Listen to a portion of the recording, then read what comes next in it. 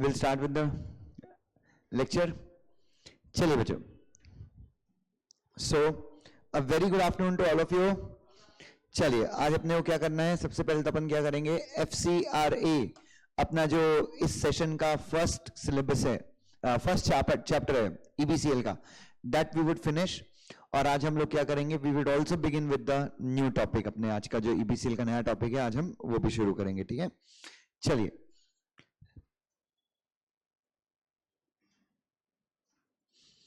चलिए बच्चों, ये ऑन नहीं हुआ यार. हाँ,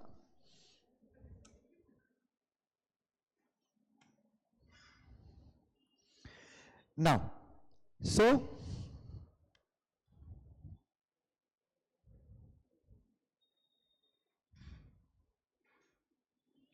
फॉरेन कंट्रीब्यूशन रेगुलेशन एक्ट कल कहां तक पढ़ा था अपन ने?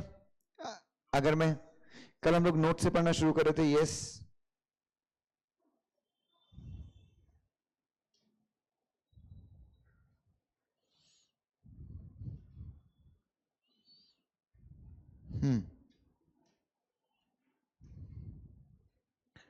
सो जो अगला डिस्कशन यहां से था, नोट्स पढ़ रहे थे अपन. Yes exactly. तो बच्चों उस सीज कौन कर सकता है इस एक्ट के अंदर, फॉरेन कंट्रीब्यूशन रेगुलेशन एक्ट के अंदर सीजर कौन कर सकता है? Who is authorised to make seizures? Sorry, कौन कर सकता है सीजर्स? सेंट्रल गवर्नमेंट के ऑफिसर्स क्या सीजर कर सकते हैं? यस और no? Yes, seizure under this act can be made by the officers of home. बच्चों सेंट्रल गवर्नमेंट. सीजर क्या होता है? सीजर क्या होता है? जब्त करना, थोड़े टाइम के लिए टेम्पररली किसी आर्टिकल को क्या करना, अपने साथ रख लेना. ये सुनो. अच्छा, और कॉन्फिस्केशन क्या होता है? What do you mean by confiscation? Confiscation का मतलब क्या होता है? एक मिनट. सरकार पहले क्या करती है? सरकार किसी चीज को जब्त कर लेती है. आपकी किसी चीज को सरकार पहले क्या कर लेती है? आपकी किसी चीज को पहले सरकार क्या करती है? जब्त कर लेती है. और जब्त करने के बाद सरकार को लगता है कि नहीं यार, तुमने सच में कानून का क्या किया है, तुमने सच में कानून का उल्लंघन किया है. तो सीजर के बाद नेक्स्ट स्टेप क्या होता है? सीजर के बाद नेक्स्ट स्टेप क्या होता है? कॉन्फिस्केशन. और एक बार अगर आपका सामान सरकार ने क्या कर लिया, एक बार आपका सामान अगर सरकार ने कॉन्फिस्केट कर लिया तो क्या होगा? अगर एक बार आपका सामान सरकार ने कॉन्फिस्केट कर लिया, इसका मतलब यह है कि अब वो सामान आपको दोबारा नहीं मिलने वाला. वो सामान जो है कहां पे चला गया? वो सामान जो है वो सरकारी खाते में चला गया. अब उसका मालिक कौन बन गया? लेकिन कब? सीजर के बाद या कॉन्फिस्केशन के बाद? सीजर के बाद या कॉन्फिस्केशन के बाद? कॉन्फिस्केशन के बाद आपके आर्टिकल्स के सामान का मालिक कौन बन जाता है? सरकार. तो ध्यान देखिए, द कोर्ट ऑफ सेशन, ये लास्ट पॉइंट है जो हमने डिस्कस नहीं किया था, अगर आपको याद हो. The court of session may pass an order of confiscation of which commodity? Seized commodity after providing an opportunity of being heard. What does that mean? इसका मतलब क्या होता है? ठीक है. सो बच्चों, कल हम लोगों ने काफी चीजें डिस्कस करी थी, अगर आपको याद हो. सो मैं ये कह रहा हूं कि एक बार क्या हो जाए, जैसा कि हम लोगों ने कल ये पॉइंट पढ़ा था कि कोर्ट ऑफ सेशन क्या कर सकता है? सीज्ड कमोडिटी को कॉन्फिस्केट करने का ऑर्डर पास कर सकता है. इसका मतलब क्या होगा? फॉरेन कंट्रीब्यूशन रेगुलेशन एक्ट के अंदर, कौन से एक्ट के अंदर? फॉरेन कंट्रीब्यूशन रेगुलेशन एक्ट के अंदर अगर क्या होता है, फॉरेन कंट्रीब्यूशन रेगुलेशन एक्ट के अंदर अगर सेंट्रल गवर्नमेंट को लगता है कि यार तुम्हारे पास ना कोई कमोडिटी है, आर्टिकल है, या पैसे रखे हुए हैं जो तुमने गलत तरीके से कमाए हैं, मतलब एक्ट का, फिकरा का क्या किया है तुमने, फिकरा का उल्लंघन करके तुम्हारे पास कुछ पैसे आए हैं, मान लो. ऐसा किसको लगता है? ऐसे सरकार को लगता है. तो सरकार पहले क्या करती है? आपकी वो कमोडिटी को क्या करती है? सीज करती है. SEIZE, सीज करती है. सीज करने के बाद क्या करने के बाद बच्चों, उस सामान को सीज करने के बाद what does the government do? सरकार इंक्वायरी करती है. क्या करती है? इंक्वायरी करती है. और उसके बाद सरकार जो है केस फाइल करती है तुम्हारे खिलाफ. कहां पे केस फाइल करती है? ओए, सरकार कहां पे केस फाइल करती है तुम्हारे खिलाफ? कोर्ट में. कौन से कोर्ट में? नॉर्मल कोर्ट या कोर्ट ऑफ सेशन? ना, what is court of session? High court के नीचे. हाई कोर्ट के नीचे कौन सा कोर्ट आता है? अच्छा, एक सिविल कोड है, क्रिमिनल कोड है? नहीं, code of session is a criminal code. Civil code का मतलब क्या होता है? Family matters, then contract act से रिलेटेड केसेस, ये सारे कौन से मैटर्स हैं? Civil matter. क्रिमिनल मैटर मतलब आपराधिक मामले। तो आपराधिक मामलों का कोर्ट अलग होता है, सिविल कोर्ट अलग होता है। तो मैं क्या बोल रहा हूं, हाई कोर्ट के बाद दूसरे नंबर का कोर्ट कौन सा है? Court of session. और कोर्ट ऑफ सेशन में कौन से सिविल मामले एंटरटेन होते हैं, आपराधिक मामले एंटरटेन होते हैं? आपराधिक मामले, क्रिमिनल। तो फिक्रा फॉरेन कंट्रीब्यूशन रेगुलेशन एक्ट के अंदर अगर आप कोई वायलेशन करते हैं, फॉरेन कंट्रीब्यूशन रेगुलेशन एक्ट के अंदर अगर आप किसी प्रकार का उल्लंघन करते हैं, तो क्या है बच्चों, वो मामला कौन सा है? सिविल मामला है या फिर आपराधिक मामला है? आपराधिक मामला। करेक्ट है, बिकॉज तुमने इस एक्ट का वायलेशन करके अगर फॉरेन से गलत तरीके से फंडिंग मंगाई है, इस एक्ट का क्या करके, इस एक्ट का अगर वायलेशन करके तुमने फॉरेन से गलत तरीके से फंडिंग मंगाई है और तुम उस फंडिंग को देश विरोधी गतिविधियों में यूज करने वाले हो, क्या नहीं से ये बिल्कुल क्रिमिनल गतिविधि है, आपराधिक मामला कर रहे हो आप ना। तो बच्चों ध्यान से देखिए, तो जो कमोडिटी, जो आर्टिकल क्या हुआ है, जो कमोडिटी या फिर जो आर्टिकल क्या किया गया है, सीज किया गया है। जो कमोडिटी या फिर जिस आर्टिकल को सीज किया गया है, क्या सरकार उस आर्टिकल, सरकार को यह यकीन हो गया है कि किसी पर्टिकुलर इंसान ने लॉ का सच में उल्लंघन किया है, तो सीज करने के बाद उस कमोडिटी को पेश किया जाता है। किसके सामने पेश किया जाता है? कोर्ट ऑफ सेशन के सामने केस पेश किया जाता है। वहां पे केस चलता है और कौन कौन लड़ता है केस में? एक साइड सरकार होती है, सरकार का वकील होता है, और एक साइड डिफेंडेंट। डिफेंडेंट मतलब जिसका कमोडिटी निकाला है, दोनों के वकील में केस चलता है। और अगर कोर्ट भी इस चीज से सेटिस्फाइड हो गया, किस चीज से सेटिस्फाइड हो गया? अगर कोर्ट भी इस चीज से सेटिस्फाइड हो गया कि सच में कानून का उल्लंघन हुआ है, फॉरेन कंट्रीब्यूशन रेगुलेशन एक्ट का उल्लंघन हुआ है, इस चीज से कौन सेटिस्फाइड हो गया? कोर्ट अगर इस चीज से सेटिस्फाइड हो गया तो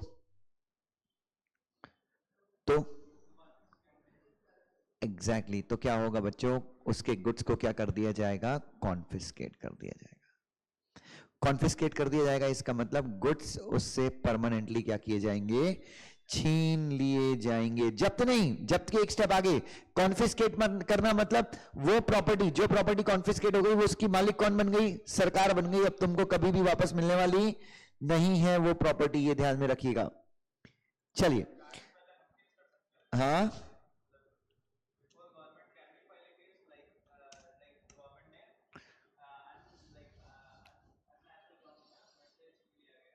आप ये बोल रहे हैं कि सर अगर सर कोर्ट ने मेरे खिलाफ कोई डिसीजन दिया है और मैं उस डिसीजन से सेटिस्फाइड नहीं हूं, तो क्या मैं ऊपर वाले कोर्ट में अपील कर सकता हूं? कोर्ट ऑफ सेशन के ऊपर कौन होता है? High court. क्या मैं वहां पे अपील कर सकता हूं? Yes, you can always file an appeal. But नहीं तो, लेकिन अपील करना तो आपका कॉन्स्टिट्यूशनल राइट है ना। तो आप हाई कोर्ट जा सकते हो, हाई कोर्ट में भी केस हार गए तो आप कहां जा सकते हो? सुप्रीम कोर्ट जा सकते हो। Is that clear? चलिए, इसलिए तो हम लोग बोलते हैं कि आपको ना ये सारे मैटर्स के लिए एक अलग कोर्ट बनाना चाहिए। इनफैक्ट फिक्रा के अंदर भी क्या करना चाहिए? सेपरेट कोर्ट बनाने चाहिए। जैसे कंपनी लॉ के अंदर एनसीएलटी बना दी अपन ने, समझ में आ रहा है? तो टाइम बचता है इससे। अब देखो कोर्ट ऑफ सेशन में तो हजारों लाखों केसेस आते हैं, so it takes hell of time. बहुत सारा टाइम लग जाता है कोर्ट ऑफ सेशन में, मालूम है ये सुनवाई करने में। हम लोग लॉ पढ़ते हैं बट लॉ का actual implementation is very difficult. Is that clear? उसके बाद all the foreign contribution must be receive through single bank account. अपन ने पढ़ा था जितना भी फॉरेन कंट्रीब्यूशन है वो आपको क्या करना चाहिए? उस जितना भी जो कंट्रीब्यूशन है वो सिंगल बैंक अकाउंट में आएगा। हाँ, लेकिन कंट्रीब्यूशन आपका एक बैंक अकाउंट में आ गया, अब उस कंट्रीब्यूशन को खर्च करने के लिए क्या आप अलग अलग अकाउंट्स खोल सकते हैं? यस, अलग अलग अकाउंट्स खोल सकते हैं। किसके लिए? खर्च करने के लिए। Is that clear to everyone? उसके बाद section 19 requires every person who has been granted a certificate or given prior approval. given prior approval मतलब जिसको या तो जिस एनजीओ को सर्टिफिकेट ऑफ रजिस्ट्रेशन मिला है या फिर जिसने सर्टिफिकेट ऑफ रजिस्ट्रेशन नहीं लिया तो क्या किया उसने? प्रायर अप्रूवल लेके वो फॉरेन कंट्रीब्यूशन एक्सेप्ट करता है। To maintain in such form and manner as may be prescribed an account of foreign contribution received by him and a record as to the manner in which contribution has been utilised by him. समझा? कुछ नहीं बच्चों, central government मतलब ये law क्या बोल रहा है? जो बंदा फॉरेन कंट्रीब्यूशन एक्सेप्ट करता है परमिशन के साथ, या फिर रजिस्ट्रेशन के साथ, किसी भी तरीके से जो भी व्यक्ति फॉरेन कंट्रीब्यूशन एक्सेप्ट कर रहा है उसको क्या करना है, सेंट्रल गवर्नमेंट क्या बताएगी, फॉर्मेट बताएगी। क्या बताएगी, सेंट्रल गवर्नमेंट फॉर्मेट बताएगी। उस फॉर्मेट में क्या मेंटेन करना है उस आदमी को बुक्स ऑफ अकाउंट्स मेंटेन करनी है। Format receipt and expenditure account किस फॉर्म में मेंटेन करनी है, किस फॉर्म में मेंटेन करनी है, हाँ, जो फॉर्म कौन बताएगा, सेंट्रल गवर्नमेंट बताएगी। Is that clear? चलिए उसके बाद, if any information required by central government is not provided to it within the time prescribed by the central government, then central government may appoint an officer to conduct the audit of accounts। पढ़ा है अपन ने, कल ही पढ़ा था। Central government ने अगर आपसे कोई इंफॉर्मेशन मांगी और कहा है कि भाई ये इंफॉर्मेशन हमें 10 दिन के अंदर प्रोवाइड करो, अगर तुमने वो इंफॉर्मेशन क्या नहीं करी, 10 दिन के अंदर प्रोवाइड नहीं करी, तो क्या होगा, ग्रुप ए की पोस्ट जिसके पास है सेंट्रल गवर्नमेंट उसको अपॉइंट कर सकती है तुम्हारे अकाउंट्स का क्या करने के लिए, ऑडिट करने के लिए। The officer who is holding Group A post will be appointed for conducting inquiry, and such person can enter premises। कब जा सकता है वो आपके premises में, before sunset and after sunrise। Sunrise के बाद और सनसेट के पहले, मतलब रात को जब तुम सो रहे हो 11-12 बजे, तुम्हारा मूड कुछ और है, अपनी फैमिली के साथ अच्छा टाइम स्पेंड कर रहे हो, उस बीच में आके वो तुम्हारा दरवाजा नहीं खटखटाएगा, खोलो खोलो इंस्पेक्शन करने आया हूं, दरवाजा खोलने की जरूरत नहीं है। क्यों? फिक्रा के अंदर अगर गवर्नमेंट को तुम्हारे अगेंस्ट इंस्पेक्शन करनी है, फिक्रा के अंदर अगर गवर्नमेंट को तुम्हारे अगेंस्ट क्या करनी है, इंस्पेक्शन करनी है, तो सनसेट के पहले और सनराइज के बाद ही वो आपके यहां पे आएगा। ठीक है। सीजर का मतलब क्या होता है, जब्त कर लेना। क्या लिखोगे इसके अंदर, व्हाट वुड यू राइट? हाँ जी बच्चों, कैन आई से जब्त करने की पावर किसके पास है, सेंट्रल गवर्नमेंट के पास है। तो सेंट्रल गवर्नमेंट खुद आएगी क्या तुम्हारे घर जब्त करने के लिए, अमित शाह खुद आएगा तुम्हारे घर पे जब्त करने के लिए, ये ऑफिसर्स आएंगे, ऑफिसर्स। चलिए, section 24 provides that if after inspection of an account और record the inspecting officer has any reasonable cause, reasonable cause मतलब कोई भी वजह, उचित वजह। रीजनेबल कॉज का मतलब क्या होता है, उचित वजह। To believe that the position that any provision of the act or any other law relating to foreign exchange has been मतलब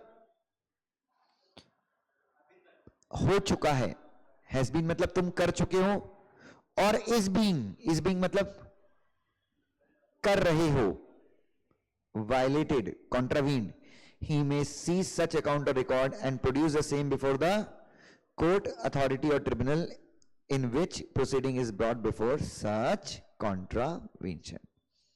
सीधी बात है। तो इंस्पेक्टिंग ऑफिसर आपके यहाँ पे इंस्पेक्शन करने आता है, जब वो इंस्पेक्टिंग ऑफिसर आपके यहाँ पे इंस्पेक्शन करने आता है तो उसको लगता है उड़ी बाबा बहुत सारा गड़बड़ है यहाँ पे, तो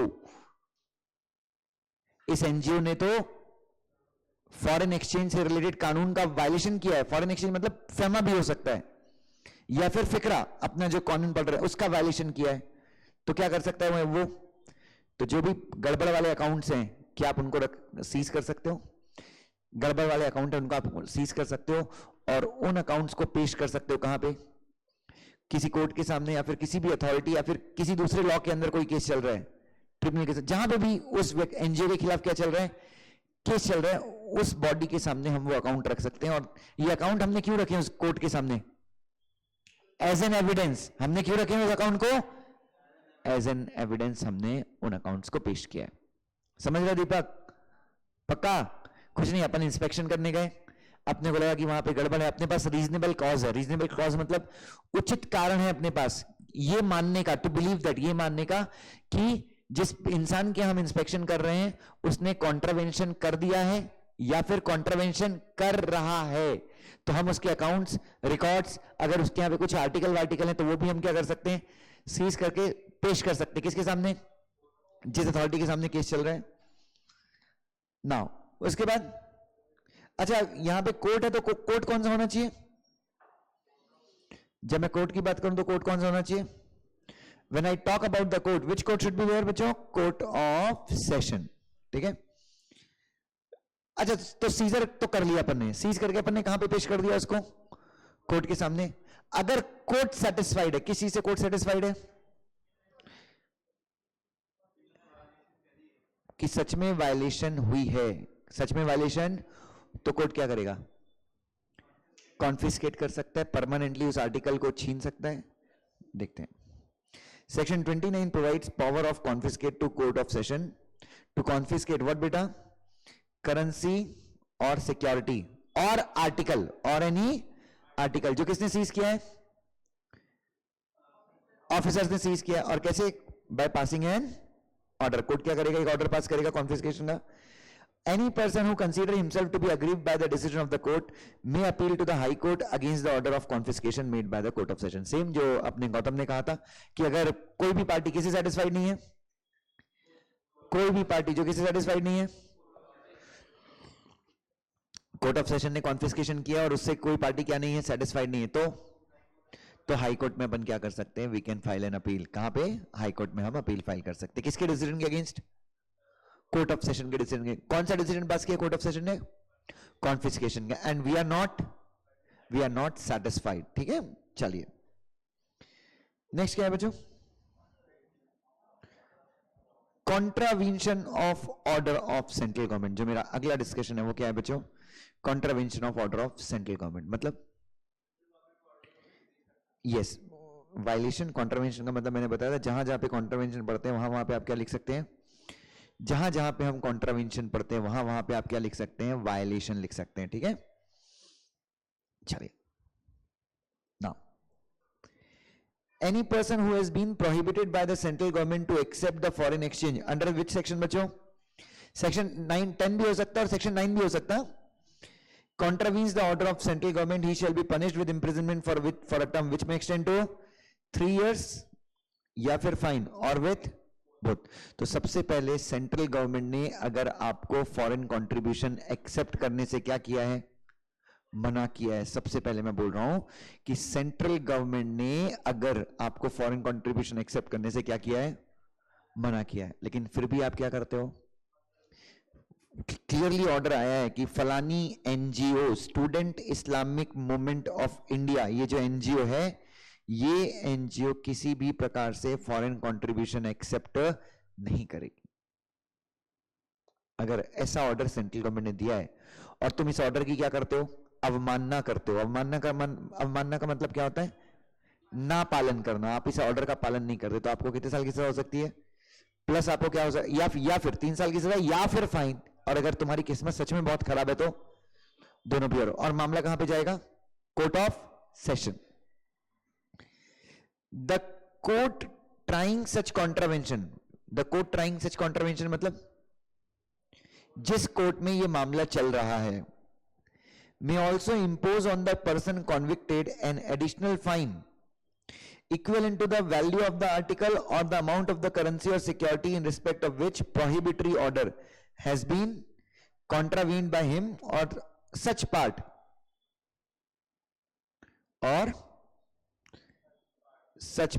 of currency and security as the court may deem fit। deem fit का मतलब क्या होता है? consider fit। इसका मतलब क्या है? पढ़ो पढ़ो पढ़ो, एक बार पढ़ना ये लाइन वापस से। Just read this line once again. एक बार ये लाइन वापस से देखना क्या लिखा है। कुछ नहीं, जिस कोर्ट में ये कॉन्ट्रावेंशन का मामला चल रहा है, जिस कोर्ट में क्या चल रहा है? सेंट्रल गवर्नमेंट का ऑर्डर को ना मानने का मामला जिस कोर्ट में चल रहा है, वो कोर्ट क्या कर सकता है?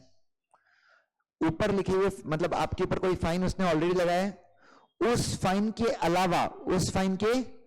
अलावा एक एडिशनल फाइन भी लगा सकता है। कितने रुपए का? कितने मूल्य का एडिशनल फाइन? हाँ, आपको मना किया था कि एक्सेप्ट मत करो, लेकिन तुमने सेंट्रल गवर्नमेंट के मना करने के बाद भी क्या किया? जितने रुपए का कंट्रीब्यूशन एक्सेप्ट किया, जितने रुपए के आर्टिकल्स या फॉरेन सिक्योरिटी एक्सेप्ट की, उसका मार्केट वैल्यू जो है। तो फॉर एग्जांपल सेंट्रल गवर्नमेंट के ऑर्डर के बावजूद तुमने 5 करोड़ रुपए का कैश फॉरेन से एक्सेप्ट किया, 5 करोड़ रुपए के फॉरेन से एसेट्स एक्सेप्ट किए और 2 करोड़ रुपए के फॉरेन से शेयर्स मंगवाए इंडिया में एज कंट्रीब्यूशन, तो टोटल कितना हो गया? 12 करोड़ रुपए। 5 करोड़ का कैश, 5 करोड़ का एसेट और 2 करोड़ की फॉरेन सिक्योरिटी, तो क्या नहीं से एडिशनल फाइन कितना लग सकता है? 12 करोड़ रुपए या 12 करोड़ का कोई पार्ट, 12 करोड़ रुपए या फिर 12 करोड़ का कोई पार्ट, जो किसको उचित लगता है? As the court may deem fit, as the court may deem fit मतलब जो उचित लगता है, किसको उचित लगता है? कोर्ट को उचित लगता है। Is that clear to everyone? चलिए एक minute. Section 35 provides for punishment with imprisonment for a term which may extend to 5 years or fine or with both for accepting। एक मिनट, अभी तक मैंने आपको नॉर्मल केस में क्या बताया? पहली फाइन क्या थी? सेंट्रल गवर्नमेंट का अगर तुमने ऑर्डर नहीं माना तो कितने साल की सजा हो सकती है? 3 साल की सजा। सेक्शन सेंट्रल गवर्नमेंट ने सेक्शन 9 या सेक्शन 10 के अंदर तुमको प्रोहिबिट किया था, तो सजा 3 साल की होती है, प्लस और फाइन। और उसके अलावा सेंट्रल गवर्नमेंट की बात ना मान के तुमने अगर एक्स्ट्रा पैसे मंगाए हैं, मतलब जो भी पैसे मंगाए वो भी सेंट्रल गवर्नमेंट ले सकती है एज फाइन। सेक्शन 35 तुमको कितने साल की सजा दे रहा है? सेक्शन 35 को अगर तुमने उल्लंघन किया है, या सेक्शन 35 के हिसाब से तुमको कितने साल की जेल हो सकती है? 5 साल की जेल या फिर फाइन या फिर दोनों। For assisting any person, assisting any, एक मिनट, फॉर एक्सेप्टिंग, एक्सेप्टिंग मतलब लेना, असिस्टिंग एनी पर्सन मतलब किसी इंसान की क्या करना? मदद करना, या फिर किसी पॉलिटिकल पार्टी की मदद करना, या फिर किसी ऑर्गेनाइजेशन की मदद करना। किसमें? In accepting any foreign exchange और करेंसी और सिक्योरिटी फ्रॉम फॉरेन सोर्स। इस कानून का क्या करके, उल्लंघन करके, एक्ट के अंदर, या फिर एक्ट के अंदर जो क्या बनाए हैं, रूल्स बनाए, देयर अंडर के बदले लिख सकते हो अंडर द एक्ट। सुनो सुनो सुनो, तो बच्चों ध्यान से देखिए, 3 साल की और 5 साल की सजा में डिफरेंस क्या है? 3 साल की सजा कब होती है? हाँ बेटा, हाँ एक मिनट बेटा बस। हाँ, तो 3 साल की और 5 साल की सजा में क्या डिफरेंस है? तो आपको सेंट्रल गवर्नमेंट ने पैसे एक्सेप्ट करने से मना किया था, आप एक्सेप्ट करते हैं 3 साल की सजा, नंबर 1। 5 साल की सजा कब है? जब आप, हाँ ध्यान से किए, इस एक्ट में, इस एक्ट के हिसाब से आपको मना किया है फॉरेन कंट्रीब्यूशन एक्सेप्ट करने से, एक्ट ने मना किया है। याद है सेक्शन 3 में बहुत सारे लोग थे, लेकिन फिर भी आपने क्या कर लिया? एक्सेप्ट कर लिया। या फिर आपने एक्सेप्ट किया है, या फिर आपने तो एक्सेप्ट कर लिया। दूसरा, आपने ऐसे लोगों को पॉलिटिकल कंट्रीब्यूशन दिलाने में मदद की है जो लोग इस एक्ट के अंदर क्या है? प्रोहिबिटेड है, लिखा है ना? या फिर तुम ऐसे लोगों की मतलब you are helping, you are assisting political party, any organisation of political nature in contravention of the act, मतलब एक्ट का उल्लंघन करके तुम ऐसे लोगों को कंट्रीब्यूशन लेने में क्या कर रहे हो? मदद कर रहे हो। तो कितने साल की सजा हो सकती है? 5 साल की सजा हो सकती है। Is that clear? Sure everyone? चलिए, now what is this meaning of compounding of offence?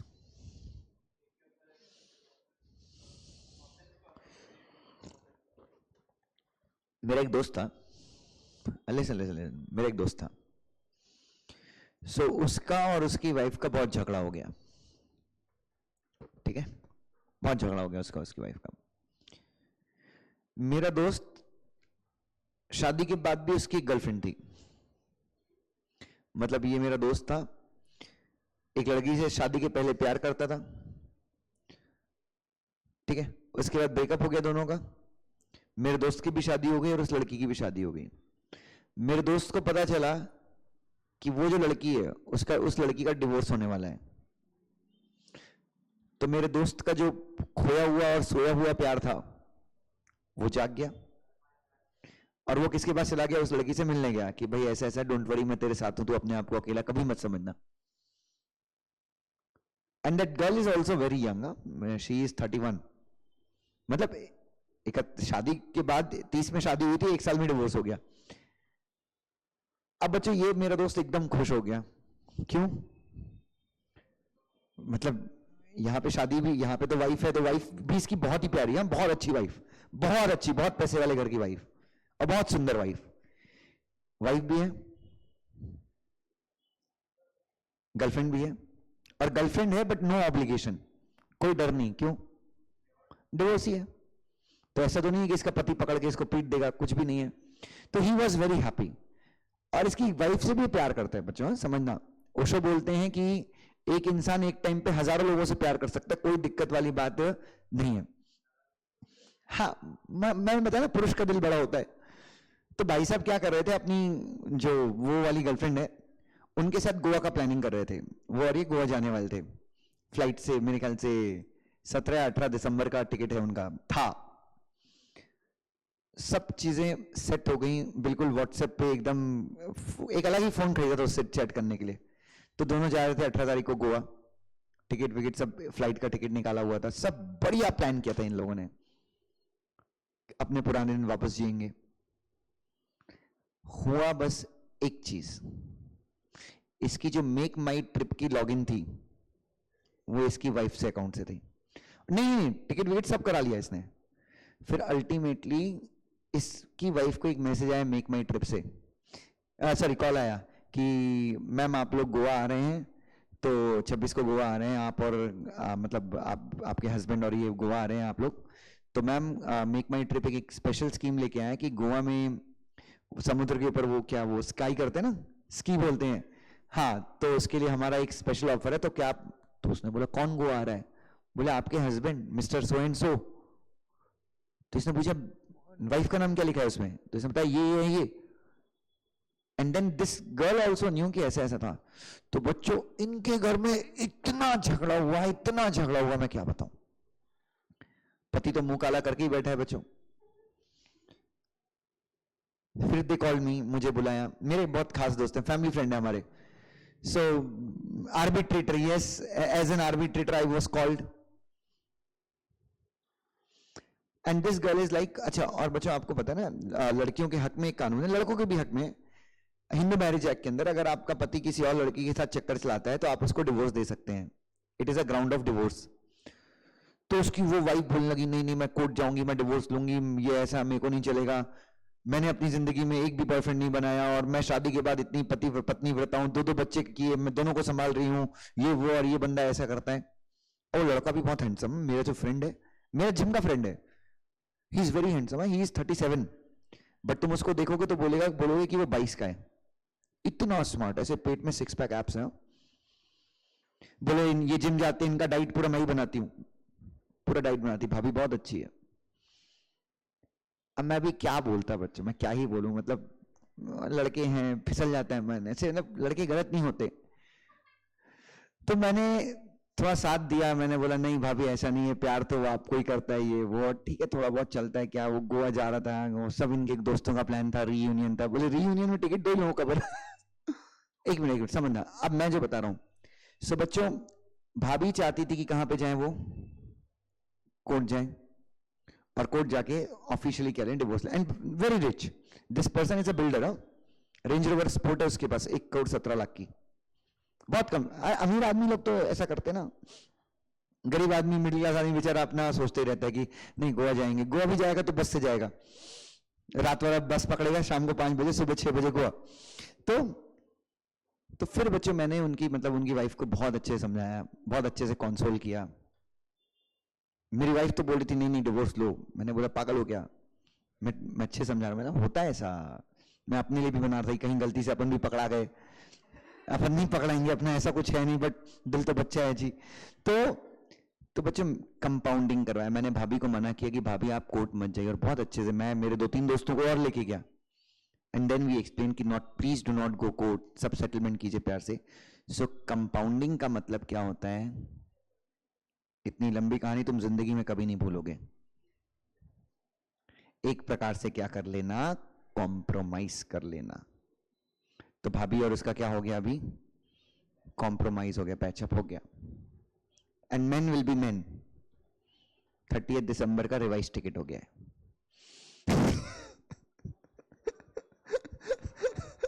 Wife के साथ नहीं है, मैन विल बी मैन, मैंने वही तो बताया, मैन विल बी मैन। 30 दिसंबर का क्या हो गया है, रिवाइज्ड टिकट हो गया है। सारी बुकिंग्स को, अभी तो मेक माई ट्रिप वाले ने भी हंसते खेलते क्या कर दिया, बुकिंग को रिवाइज कर दिया। भाई ने अपना मेक माई ट्रिप का लॉगिन आईडी पासवर्ड सब चेंज किया, भाभी को अब दूर दूर तक खबर नहीं, लेकिन इस बार अगर कटा इस बार पकड़ा है तो भाई गवर्नमेंट भी मतलब कोई कॉम्प्रोमाइज नहीं हुआ, सीधे कोर्ट लेके जाएंगे। समझ में आ रहा है मैं क्या बोल रहा हूं? सो कंपाउंडिंग ऑफेंस का मतलब क्या हो गया? अगर मान लीजिए, यस, अगर मान लीजिए क्या हो गया, अगर मान लीजिए कोई डिस्प्यूट हो जाता है, मतलब आप, मैंने कोई कॉन्ट्रावेंशन किया है, मेरी प्रॉपर्टी जब्त हो रही है, मेरे को 5 साल की जेल, मतलब मैंने ऐसी कोई सजा, ऐसा गुनाह कर दिया कि मेरे को सजा 5 साल की हो सकती है, फाइन हो सकता है, कुछ भी हो सकता है, तो मैं सरकार से रिक्वेस्ट कर सकता हूं। क्या रिक्वेस्ट कर सकता हूं? कि प्लीज मेरे खिलाफ कोर्ट मत जाइए, मेरे एसेट्स को कॉन्फिस्केट मत कीजिए, मुझे फाइन मत लगाइए, मैं सेटलमेंट करता हूं। क्या करता हूं? आप इतना लंबा चौड़ा केस फाइल करेंगे, इतना, चलो मैं 5 लाख रुपए दे रहा हूं और मैं लिख के देता हूं कि अब मैं दोबारा ऑफेंस नहीं करूंगा। तो मैं क्या करना चाह रहा हूं? मैं एक सेटलमेंट करना चाहता हूं। तो क्या सेटलमेंट हो सकता है? यस और नो? चलो देखते हैं। Yes, the offences which are committed under the act and are not punishable with imprisonment only. ऐसे ऑफेंस जो इस एक्ट के अंदर कमिट हो रहे हैं और उनकी सजा क्या नहीं है? पढ़ो पढ़ो। And are not punished with imprisonment only, मतलब एक मिनट, ऑफेंसेस की सजा क्या हो सकती है? इधर देखो, पहले ऐसे ऑफेंस हो सकते हैं जहां पे सजा क्या है? सिर्फ फाइन ओनली।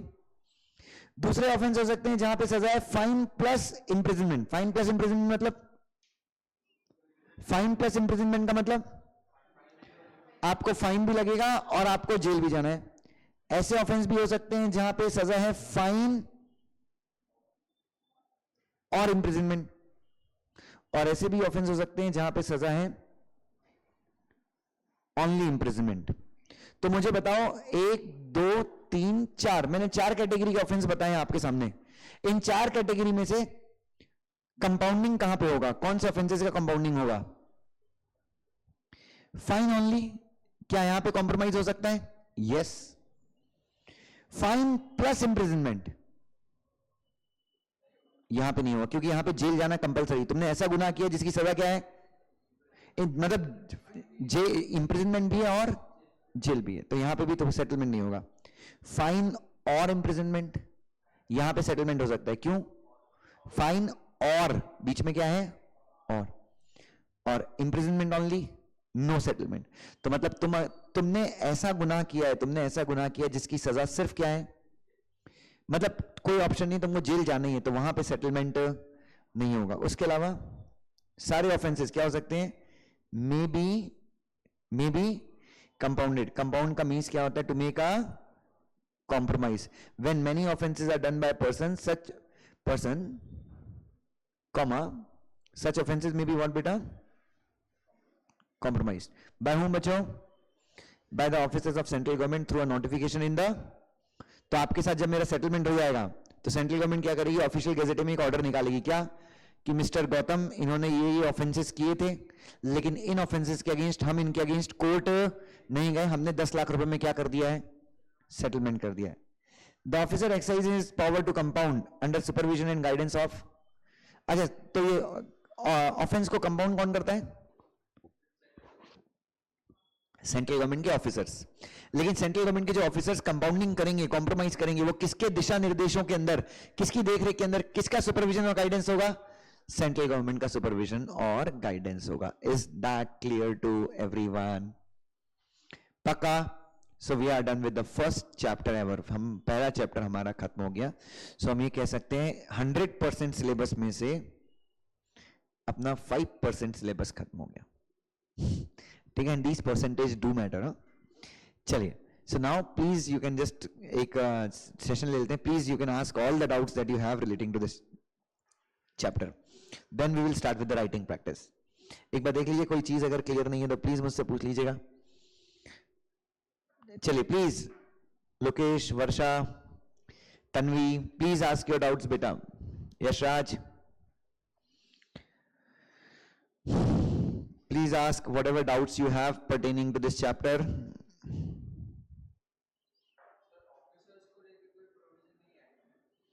हाँ बेटा, हाँ देखो एक चीज और, कॉन्फिस्केशन का ऑर्डर तुम्हारे खिलाफ आता है, कोर्ट का ऑर्डर, तो तुम अपील कर सकते हो। अच्छा, कॉन्फिस्केशन का ऑर्डर तुम्हारे फेवर में है, तुम्हारे फेवर में है मतलब कोर्ट ने बोला कि नहीं कॉन्फिस्केशन की जरूरत नहीं है, तो सेंट्रल गवर्नमेंट भी ऊपर वाले कोर्ट में अपील कर सकती है। यस, बोलिए। वही था, चलिए।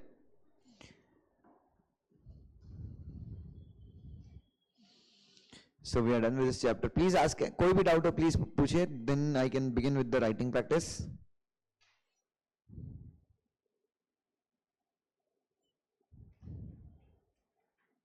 और यहाँ पे क्वेश्चन आंसर बहुत अच्छे क्वेश्चन आंसर हैं, आप बिल्कुल देख सकते हैं, क्वेश्चंस काफी अच्छे क्वेश्चंस हैं। और इन क्वेश्चंस के साथ मैंने क्या दिया है, इनके आंसर्स भी दिए हुए हैं, तो यू कैन जस्ट, चलिए। So no one has any doubt?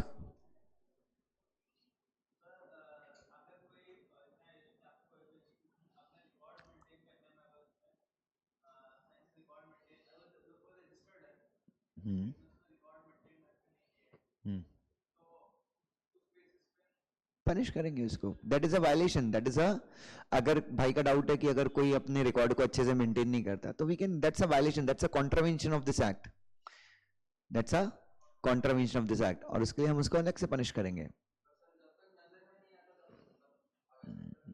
अब वो नजर में नहीं आता तो फिर बात अलग है, जब तक पकड़ाओ नहीं तब तक कोई भी चोर नहीं है।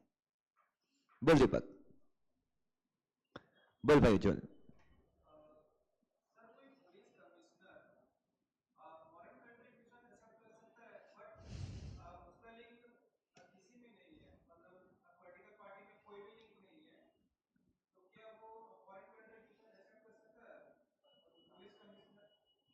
पुलिस कमिश्नर क्या फॉरेन कंट्रीब्यूशन एक्सेप्ट कर सकता है?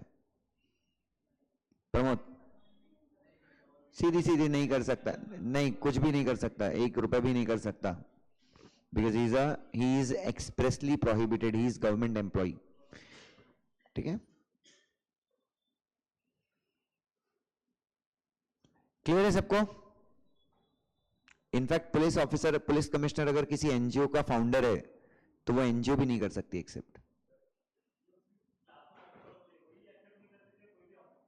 कोई भी, व्हेन आई से गवर्नमेंट एम्प्लॉय का मतलब क्या होता है? भाई बोल रहा है गवर्नमेंट एम्प्लॉय मतलब कौन? सारे गवर्नमेंट एम्प्लॉय, चपरासी से लेके प्रधानमंत्री मोदी के पर्सनल सेक्रेटरी तक, जो भी गवर्नमेंट एम्प्लॉय है, गवर्नमेंट कंट्रोल्ड कॉरपोरेशन का एम्प्लॉय है या गवर्नमेंट कंपनी का एम्प्लॉय है, no one can accept foreign contribution. Is that clear? चलिए,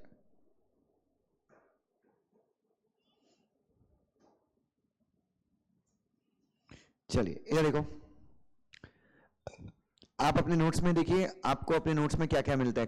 क्वेश्चन आंसर तो मिल गए आपको। क्वेश्चन आंसर के बाद आप थोड़ा सा नीचे आएंगे तो देखिए आपको इस पूरे चैप्टर के क्या मिल जाएंगे। In the last you will also find summary notes of this chapter. So for the purpose of writing practice what you can do, यही जाके अपने घर पे क्या करना, हाथ से लिख लेना, तो ये पूरे चैप्टर की क्या हो जाएगी आपकी, आपके पूरे चैप्टर की क्या हो जाएगी, राइटिंग प्रैक्टिस हो जाएगी। ठीक है, तो देख लेना। और बच्चों सबसे खूबसूरती ऐसी है अपने नोट्स की कि 17 पॉइंट्स में, कितने पॉइंट में, 17 पॉइंट्स में अपन ने समरी नोट्स में पूरा चैप्टर खत्म किया। और आप कोई भी पॉइंट निकाल देख लो, आप 17 पॉइंट ये पढ़ोगे आज घर जाके, सो आपको ये रियलाइज होगा कि यार मेरा पूरा चैप्टर ही खत्म हो गया। So we have written these summary notes so beautifully. चलिए, टेस्ट, आपका टेस्ट है अगेन, ये टेस्ट भी मैं कब एक्सेप्ट करूंगा, कब एक्सपेक्ट करूंगा आपसे? फ्राइडे को मुझे आप ये टेस्ट देंगे। 5 क्वेश्चन है। हाँ, ये पहला, ये दूसरा, what punishment is provided under फिकरा फॉर कॉन्ट्रवेंशन, तो 2 ही पनिशमेंट लिखनी, पहली 3 साल वाली और दूसरी 5 साल वाली। Who can not accept foreign contribution, section 3। What are exempted against, what are exempted payments, what are exempted payment under section 4, लिख लोगे। Mister S who has punished last year for religious conversion wants to create NGO, पिछले साल इनको punishment मिली थी किस चीज के लिए, रिलीजियस कन्वर्जन के लिए, वो नहीं कर सकता। क्या नहीं कर सकता बच्चों? वो फॉरेन कंट्रीब्यूशन एक्सेप्ट नहीं कर सकता। So we are done with the first chapter, अपना पहला चैप्टर जो है बच्चों यहां पे समाप्त होता है। अब हम नया चैप्टर, अगर आप एक बार भी आपके ऊपर धर्म परिवर्तन की सजा मिली है तो जीवन भर आपको कोई भी रजिस्ट्रेशन नहीं मिलेगा। नहीं, 3 साल क्यों कंफ्यूज हो रहे हो? आपका सर्टिफिकेट कैंसिल होता है तो आप कैंसिल होने के बाद री रजिस्टर नहीं कर सकते, ठीक है?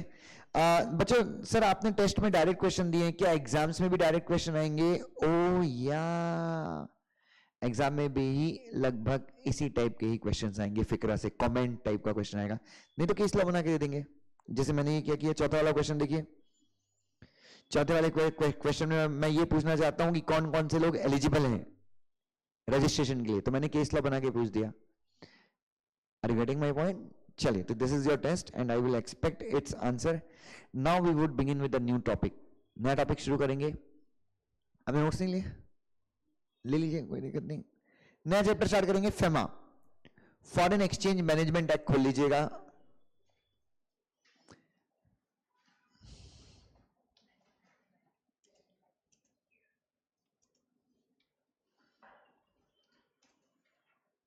चलिए, बोलना बेटा, बोलना भाई, एक क्वेश्चन पूछ ले।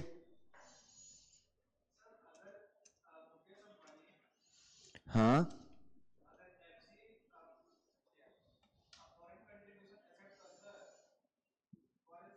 हम्म।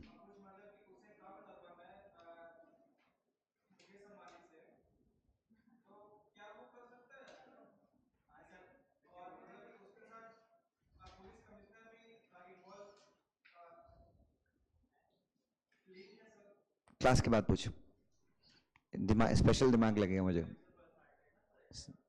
क्लास के बाद विल डिस्कस दैट। चलिए, इधर देखिए। हाँ, so we will begin with a new topic. Name of the new topic is, name of the new topic is Foreign Exchange Management Act, FEMA 1999। हाँ, 1-1.5 पेज का भी टॉपिक है। So yes, we will begin with the new topic. कौन सा topic? नहीं, अच्छा ये आपका ओल्ड सिलेबस में, ओल्ड सिलेबस में बहुत बेकार टॉपिक है अपने यहाँ पे, लेकिन दो, ये 1-1.5 पेज का टॉपिक है, बट ये सिर्फ ट्रेलर है। ये वो मूवी आती है तो आता है ना, मूवी के पहले उसका टीजर, ये बस टीजर है। आगे हम पढ़ेंगे चैप्टर, बहुत बड़ा चैप्टर है। हाँ,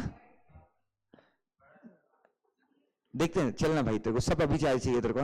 चलिए, so we will begin with new topic. Topic का नाम है फॉरेन एक्सचेंज मैनेजमेंट एक्ट। और बच्चों, ये टॉपिक बेसिकली समझिए, हमारे जो ईबीसीएल का पार्ट 1 है, उस पार्ट 1 के अंदर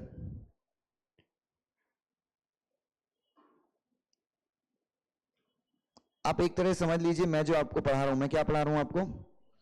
foreign exchange loss. Foreign exchange loss के अंदर मैंने आपको सबसे पहले क्या पढ़ाया, उसके अंदर मैं आपको ये पढ़ा दूंगा। उसके बाद मैं आपको पढ़ाऊंगा फॉरेन करेंसी ट्रांजैक्शंस। कौन सा ट्रांजैक्शंस?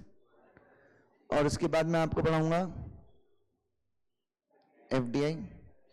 उसके बाद मैं आपको पढ़ाऊंगा ओडीआई। ओडीआई अपन ने एसबीसी में ग्रुप 1 में पढ़ा है, या अपन आगे पढ़ेंगे, ठीक है? तो ये मेरा अभी, तो मैंने ये वाला टॉपिक अभी कंप्लीट कर दिया। ये वाला टॉपिक मैं अभी 15-20 मिनट में कंप्लीट कर दूंगा। और उसके बाद we would begin with this topic. कौन सा? फॉरेन। तो ये टॉपिक सिर्फ छोटा सा है, इसका एक्सटेंशन यहां पे है, और इस टॉपिक का एक्सटेंशन कहां पे है? फॉरेन डायरेक्ट इन्वेस्टमेंट में, एफडीआई।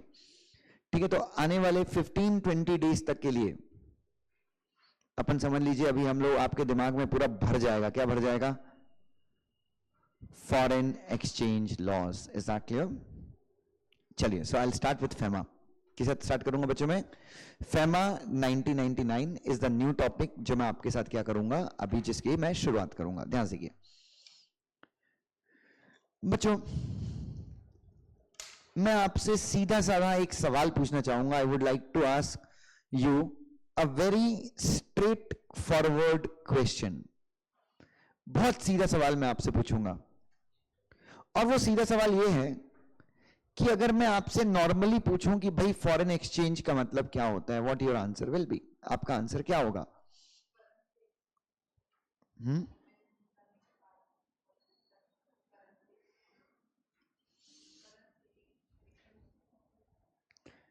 सो मैं आपसे पूछ रहा हूं कि बच्चों, इसको हिंदी में बोलते हैं क्या?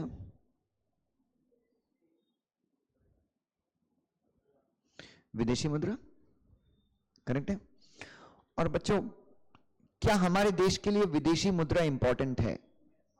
क्या हमारे देश के लिए विदेशी मुद्रा बहुत अहम है, इंपॉर्टेंट है? यस, काफी इंपॉर्टेंट है बच्चों। क्यों? मैं आपको सिर्फ दो ही चीज बोलूंगा। इन द ईयर 1991 हमारे देश में फॉरेन एक्सचेंज नहीं था। फॉरेन एक्सचेंज मतलब यूएस डॉलर, यूरो, ये येन, जो भी चीज है, फॉरेन एक्सचेंज नहीं था। बेसिकली सबसे इंपॉर्टेंट होता है यूएस डॉलर। यूएस डॉलर हमारे देश में खत्म हो गया था। US dollar was finished. अब आपको पता है बच्चों, ऑयल, हम लोग हर एक चीज में आत्मनिर्भर हो सकते हैं, बट किसमें आत्मनिर्भर नहीं है हम? पेट्रोल, डीजल, ये सारी चीजों में हम आत्मनिर्भर नहीं है। क्यों? क्योंकि ये जमीन के अंदर से निकलता है, और ये सारी चीजों के रिसोर्सेस कहां पे हैं?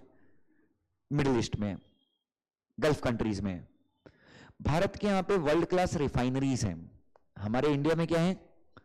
World class. मैं सिर्फ रिफाइनरीज नहीं बोल रहा हूं, क्या बोल रहा हूं? रिलायंस की जामनगर में रिफाइनरी है, एचपीसीएल, बीपीसीएल, इंडियन ऑयल, ये सब क्या रिफाइनरीज है। रिफाइनरीज मतलब जमीन से जो कच्चा तेल निकलता है, जमीन से जो क्या निकलता है? कच्चा तेल, क्रूड ऑयल बोलते हैं ना। उस क्रूड ऑयल को गर्म करके उससे पेट्रोल बनाते हैं, डीजल बनाते हैं। अपने रिफाइनरीज हैं, बट अपने यहाँ क्या नहीं है? अपने ऑयल के सोर्स नहीं है। मतलब अपनी जरूरत का मेरे ख्याल से 15% ही ऑयल अपने यहाँ पे इंडिया में होता है। 85% क्या करते हैं हम? गल्फ कंट्रीज से इंपोर्ट करते हैं। और गल्फ कंट्रीज जो है, अमेरिका ने अपना इतना तरीके से उनको कंट्रोल में रखा है कि वो सारी कंट्रीज पेमेंट सिर्फ किस में लेती हैं? यूएस डॉलर्स में। तो बच्चों, अगर आपके कंट्री में डॉलर नहीं है, क्या नहीं है? So, if your country does not have dollars, अगर बच्चों आपके देश में क्या नहीं है? अगर आपके देश में डॉलर्स नहीं है, तो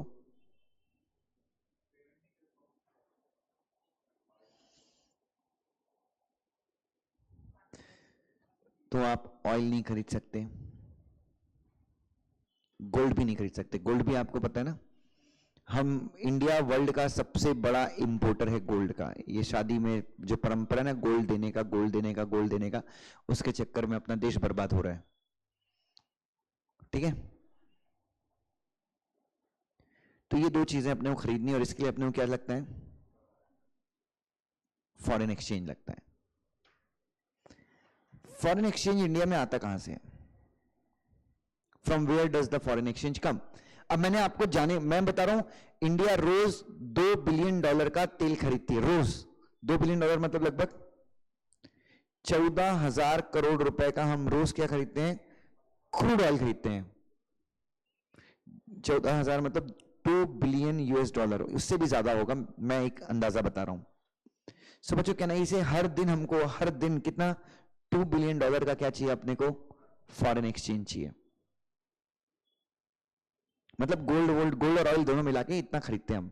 ठीक है, गोल्ड खरीदना रोक सकते हो तुम, चलो गोल्ड नहीं खरीदेंगे, बट ऑयल रोक सकते हो क्या? अरे पूरी गाड़ियां बंद हो जाएंगी रास्ते में। इसलिए मोदी क्या बोलता है? मोदी जी बोलते हैं इलेक्ट्रिक कार्स अपनाओ। क्या अपनाओ? इलेक्ट्रिक कार्स अपनाओ। यस, क्योंकि अगर इलेक्ट्रिक कार सब लोगों ने रख ली तो क्या होगा? अगर सब लोगों ने इलेक्ट्रिक कार्स रख ली तो क्या होगा? हमारा पेट्रोल के ऊपर डिपेंडेंसी क्या हो जाएगा? खत्म हो जाएगा। और देखिए, हम लोग क्या है, बिजली बना सकते हैं।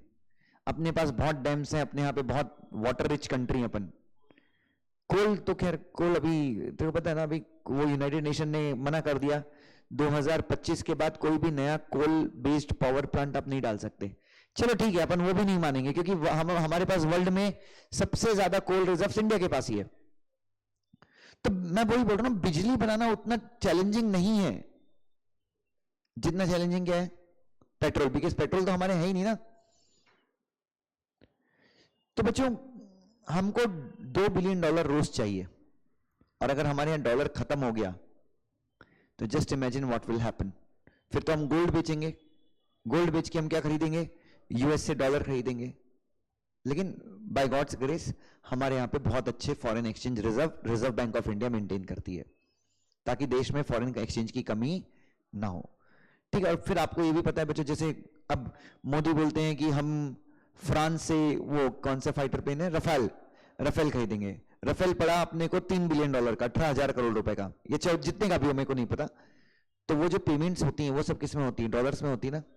तो अगर आपके देश में फॉरेन करेंसी नहीं है तो आप विदेश से हथियार भी नहीं खरीद सकते।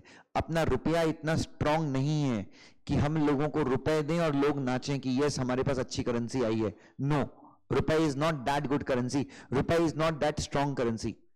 क्योंकि देखिए डॉलर एक ऐसी करेंसी है जिसको सब पसंद करते हैं। आप डॉलर से कुछ भी खरीद सकते कहीं पे भी। मेरे पास अगर डॉलर आ गया तो इस डॉलर को मैं रुपए में कन्वर्ट कर लूंगा, इस डॉलर को मैं येन में कन्वर्ट कर लूंगा, मैं डॉलर को युआन में कन्वर्ट कर लूंगा। मैं डॉलर को किसी भी करेंसी में कन्वर्ट कर सकता हूं, कोई दिक्कत वाली बात नहीं है। बट रुपए, तुम फ्रांस को बोलोगे कि नहीं हमने रफेल खरीदा हम रुपए देंगे, फ्रांस वाला रुपए नहीं लेगा। क्यों नहीं लेगा? क्योंकि उस रुपए का वो क्या करेगा, मतलब वो रुपए अगर मान लो फ्रांस ब्रिटेन से कुछ खरीद रहा है तो ब्रिटेन को फ्रांस रुपए नहीं दे सकता, ब्रिटेन मना कर देगा कि मैं रुपए नहीं लूंगा। लेकिन अगर इंडिया फ्रांस को डॉलर देती है तो डॉलर जो है फ्रांस पूरे वर्ल्ड में कहीं पे भी खर्च कर सकता है। समझ में आ रहा है? इसलिए वर्ल्ड की सबसे बेहतरीन करेंसी क्या है, सबसे स्ट्रॉन्गेस्ट करेंसी क्या है। और बच्चों ऐसा नहीं कि रुपए रुपए की वैल्यू नहीं, रुपए की वैल्यू है, बट ये हमारे लीडर्स ने हमको इतने सालों उलझा के रखा है। हमारा रुपए गिरता गया। क्यों गिरता गया? पॉलिटिक्स के चक्कर में। एक टाइम पे रुपए जो था वो डॉलर से भी ज्यादा कीमती था, आजादी के टाइम पे शायद। हाँ एनीवे छोड़ दो। सो अब मुझे बताइए कि मैंने आपको बता दिया कि डॉलर के खर्चे क्या क्या होते हैं। अब मैं आपसे ये पूछना चाहूंगा कि डॉलर आता कहां से है? जी हाँ, अब डॉलर के सोर्सेस क्या क्या? डॉलर इंडिया में आता कैसे? क्योंकि डॉलर के खर्चे तो मैंने बता दिए, तो आना भी चाहिए ना। तो सबसे पहले मोदी जी बोलते हैं कि एक्सपोर्ट्स बढ़ाइए, इंडिया का सामान बाहर देशों में बिकना चाहिए, क्योंकि बाहर वाले जब हमसे सामान खरीदेंगे तो हमको फॉरेन करेंसी मिलेगा। दूसरा,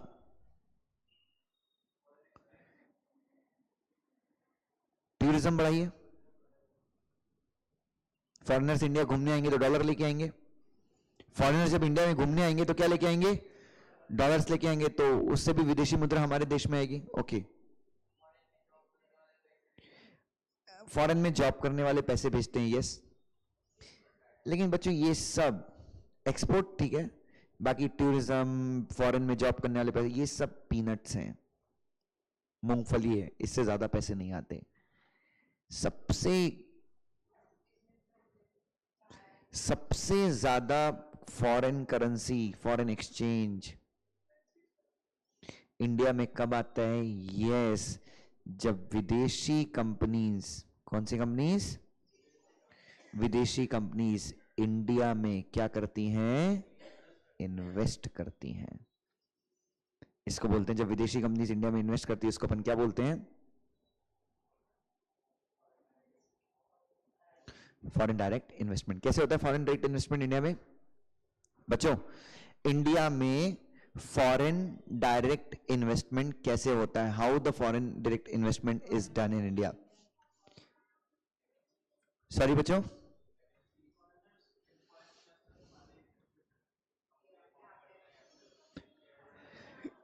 exactly. So foreign direct investment India में कैसे होता है, ध्यान से देखिए। सो ये फॉरेन की कंपनीज हैं,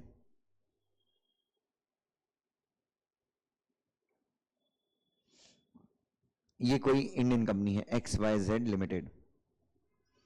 फॉरेन की कंपनी, इस कंपनी की क्या खरीद ले? शेयर्स खरीद ले। हो सकता है फॉरेन की कंपनी इस कंपनी में 100% शेयर खरीद ले। फॉरेन की कंपनी इंडियन कंपनी में क्या खरीद ले? 100% शेयर खरीद ले, या फिर 50% से ज्यादा शेयर खरीद। तो इंडियन कंपनी फॉरेन कंपनी क्या बन जाएगी? सब्सिडरी। फॉरेन की कंपनी जब क्या होगा बच्चों? फॉरेन की कंपनी जब क्या करे? जब इंडियन कंपनी में शेयर खरीदेगी, मतलब कंपनी फॉरेन की है, शेयर कौन से खरीदेगी? इंडियन कंपनी के शेयर खरीदेगी। तो शेयर को खरीदने के लिए पैसे लगते हैं ना, तो फॉरेन की कंपनी क्या लेके आएगी? डॉलर्स लेके आएगी। जैसे फॉर एग्जांपल मान लीजिए Mercedes India private limited. Now tell me which is this company, foreign company और इंडियन कंपनी? फॉरेन कंपनी और इंडियन कंपनी? प्रमोद क्या है? It is what? Indian company. Why it is Indian company? Company कहां पे incorporate हुई है? This company has been formed, ये जो कंपनी है ये कहां पे फॉर्म हुई है? This company has been formed in India. ये कंपनी इंडिया में फॉर्म हुई है and that's the reason this company is an Indian company. चूंकि ये कंपनी इंडिया में फॉर्म हुई है इसलिए ये कंपनी बन जाती है, कौन सी कंपनी बन जाती है? Indian company. इस कंपनी के 10 करोड़ शेयर्स हैं। कितने करोड़ शेयर्स हैं? और एक शेयर है 10 रुपए का या एक शेयर है 100 रुपए का, तो कितने का इन्वेस्टमेंट हो गया? 10 करोड़ इंटू 100, 1000 करोड़ रुपीस। इस कंपनी के मर्सिडीज इंडिया प्राइवेट लिमिटेड के 100% शेयर किसने खरीद लिए? Daimler, Chrysler and company limited, Germany की। मर्सिडीज ना, मर्सिडीज की कंपनी क्या है? डेमलर क्रिसलर ना। तो किसने खरीद लिया कंपनी? इसके 100% शेयर, 10 करोड़ शेयर, 1000 करोड़ रुपए के शेयर किसने खरीद लिए? जर्मनी की कंपनी ने खरीद लिए। हाँ या ना? तो मुझे बताइए जर्मनी की कंपनी इंडियन कंपनी में पैसा डाल रही है? हाँ या ना? और कितने डाल रही है? 1000 करोड़ रुपीस।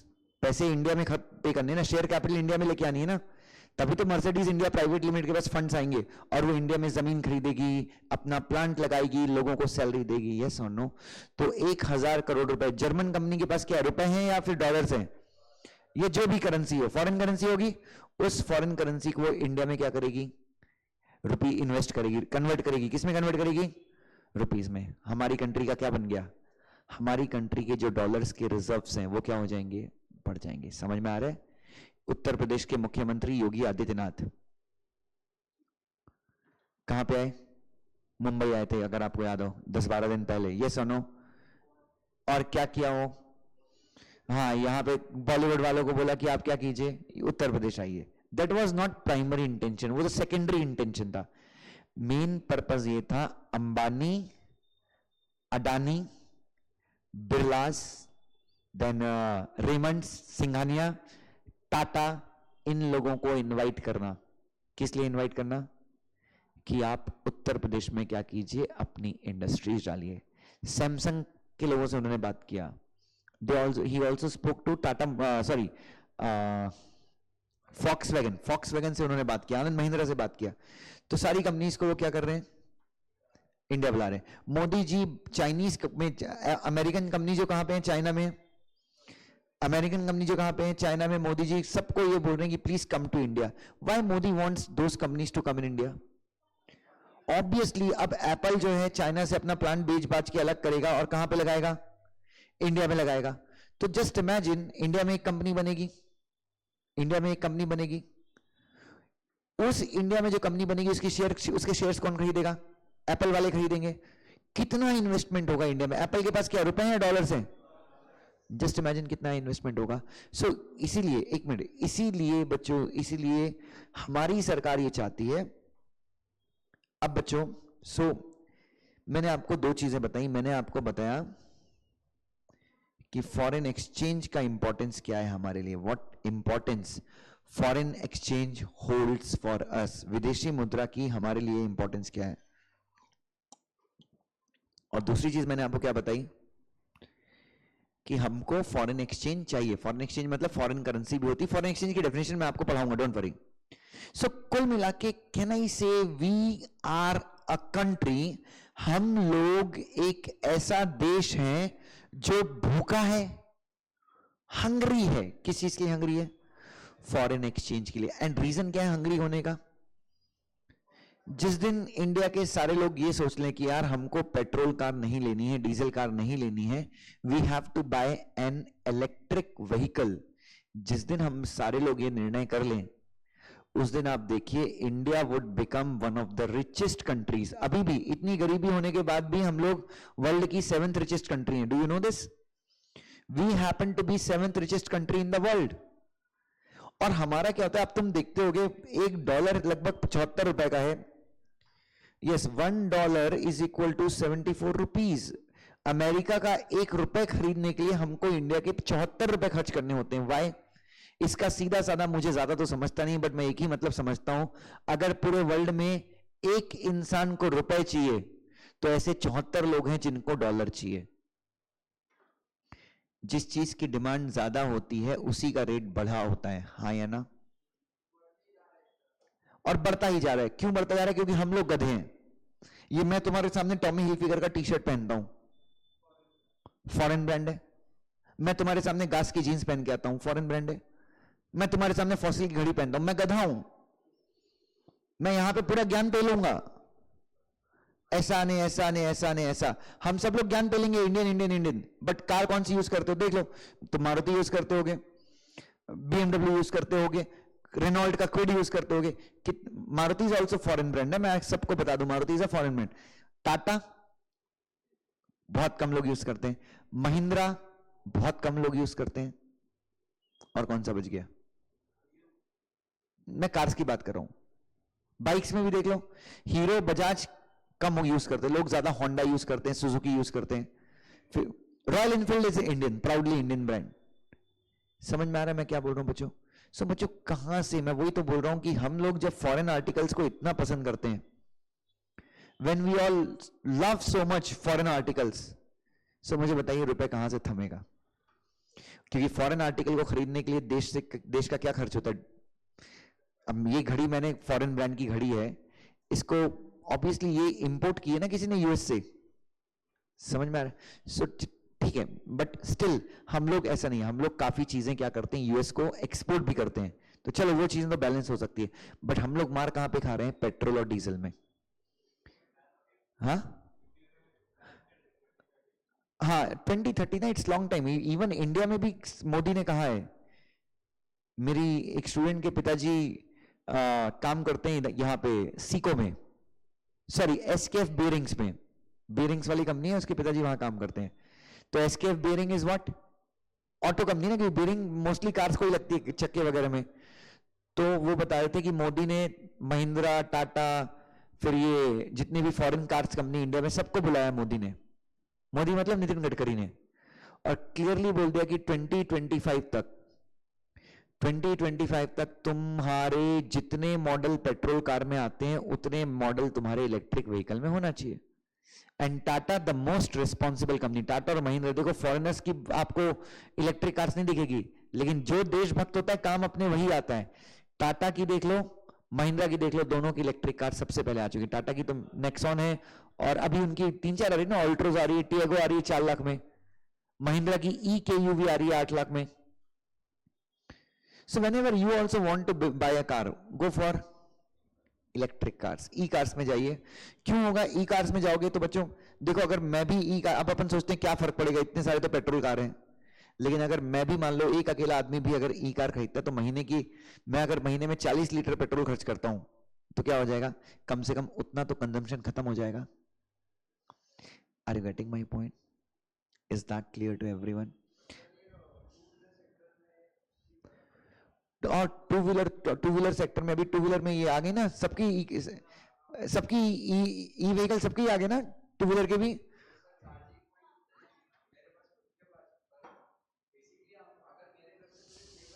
हाँ, बट चार्जिंग नहीं है। एग्जैक्टली, सो गवर्नमेंट की पॉलिसी भी है मेरे ख्याल से, they are strong, they are very stations, they are in the process of creating stations for, yes exactly, that's a big challenge कि चार्जिंग स्टेशन एक बार आते हैं। सो हाँ, मतलब कुल मिला के आप, मतलब आपको बेसिक समझ में आया ना? मैं आपको जो आगे का लॉ पढ़ा रहा हूं, मैं उसमें वही पढ़ा रहा हूं कि कैसे हम लोग ये फॉरेन एक्सचेंज मैनेजमेंट एक्ट हमने बनाया, इसलिए बनाया, क्या बनाया? कि हम लोग फॉरेन एक्सचेंज को अच्छे से क्या कर सकें? मैनेज कर सकें। अगर इंडिया में इतने डॉलर खर्च होने हैं, तो अब देखना, अब जो भी मैं आपको लॉ पढ़ाऊंगा उसमें आपको एक चीज बहुत अच्छी लगेगी कि इंडिया में अगर पैसा आता है तो आरबीआई और सेंट्रल गवर्नमेंट दोनों बोलेंगे आने दो आने दो आने दो, बट इंडियन आदमी को अगर पैसा बाहर भेजना है तो उसको हम क्या करेंगे, रेस्ट्रिक्ट करेंगे। यही पूरा फैमा का बेस है। और याद रखना फैमा लॉ के अंदर पावर किसके पास है, और सेंट्रल गवर्नमेंट के पास पावर्स हैं, ठीक है। सो ये चीज आपको अच्छे से ध्यान रखनी है। सो फॉरेन एक्सचेंज मैनेजमेंट के अंदर हमारा, अच्छा अब ये हम पढ़ रहे हैं फैमा 1999, राइट। और बच्चों फैमा 1999 आने के बाद सुनिएगा ध्यान से, फैमा 1990, अच्छा, एक और चीज, तो हमारे देश में सबसे ज्यादा फॉरेन एक्सचेंज कहां से आता है, सबसे ज्यादा फॉरेन एक्सचेंज कहां से आता है, एक्सपोर्ट नहीं, एक्सपोर्ट से भी ज्यादा कहां से आता है, फॉरेन इन्वेस्टमेंट से। विदेशी कंपनियां जब भारत में क्या करती हैं, इन्वेस्ट करती हैं, सबसे ज्यादा इन्वेस्टमेंट वहां से आता है। अब 1991 में हम लोगों के पास फॉरेन एक्सचेंज खत्म हो गया था। 1991 में, वर्ष 1991 में हमारे देश में क्या खत्म हो गया था, फॉरेन एक्सचेंज खत्म हो गया था। इनफैक्ट पेट्रोल खरीदने के लिए पैसा नहीं था इसलिए, और देश में ऐसा भी दिन आ गया था, एक दो दिन पेट्रोल पंप बंद थे, पेट्रोल ही नहीं था। और हम लोगों ने फिर रिजर्व बैंक ऑफ इंडिया ने अपना गोल्ड बेचा, किसको, बैंक ऑफ जापान को अपना गोल्ड बेचा अपन लोगों ने, तो उसने अपने को फॉरेन करेंसी दिया। वो फॉरेन करेंसी भी हमारा 3 दिन में खत्म हो गया। तो हम दूसरी बार फिर से गोल्ड बेचने के लिए जा रहे थे, तो मुंबई एयरपोर्ट पे किसी पत्रकार ने, इंडियन एक्सप्रेस के पत्रकार ने फोटो खींच के न्यूज़पेपर में डाला कि रिजर्व बैंक अपना गोल्ड बेच रही है। और तब जो हल्ला होना शुरू हुआ, पूरे देश में न्यूज फैल गई एकदम आग की तरह की भारत क्या कर रहा है, अपना गोल्ड बेच रहा है। गोल्ड कब बेचता है, नहीं अपन, मेरे पास भी गोल्ड है, मैं कब बेचूंगा गोल्ड। याद रखना हम इंडियन लोग गोल्ड तभी बेचते हैं, हम इंडियन लोग गोल्ड तभी बेचते हैं जब हमारे सारे ऑप्शंस, बाकी के सारे ऑप्शंस हमारे खत्म हो गए। गोल्ड हम ऐसे नहीं बेचते, 2 रुपए का भी, मतलब इतना छोटा सा भी गोल्ड होना, we won't sell, this is the value that we have inherited from our past generations. हाँ या ना। तो देश गोल्ड बेच रहा था, मतलब समझ लो कि कितना हार चुके थे हम। अब ऐसी स्थिति क्यों आई, ऐसी नौबत क्यों आ गई कि यार हमको गोल्ड बेचना पड़ा। जोक बताता हूं। आज जितने भी अलग अलग सेक्टर्स हैं, oil sector, IT sector, retail sector, ये सारे सेक्टर, मेजॉरिटी ऑफ सेक्टर में हम लोग 100% एफडीआई अलाउ करते हैं। जितने भी सेक्टर्स हैं, जितने भी सेक्टर, मतलब 100% एफडीआई का मतलब क्या हो गया, what is the meaning of 100% FDI.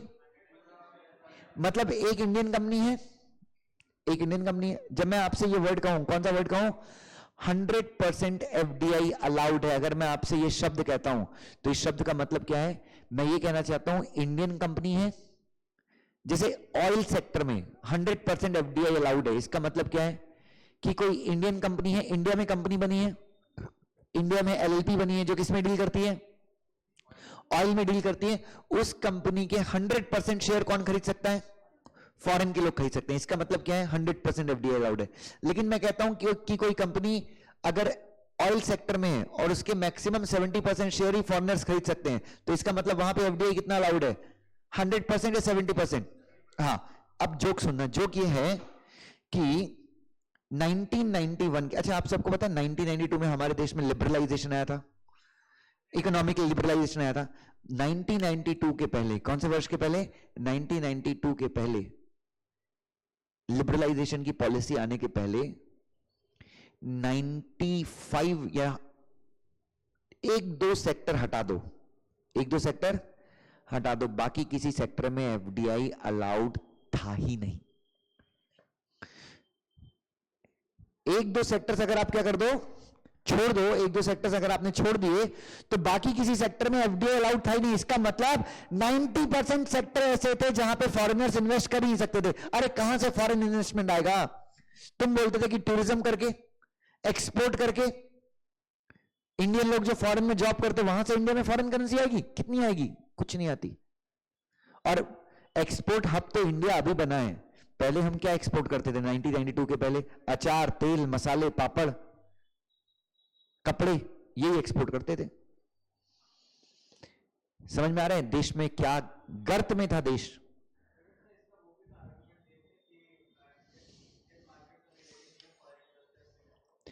ठीक है ठीक है, ये बोल रहा है कि सर नहीं सर इंडियन मार्केट, मतलब ये गवर्नमेंट ये बोलती थी, कांग्रेस गवर्नमेंट की ये नीयत थी क्या कि हमारे इंडियन व्यवसायी जो है, इंडियन बिजनेसमैन जो है, वो फॉरेन का कंपटीशन झेल नहीं पाएंगे, ये लॉजिक लगता था।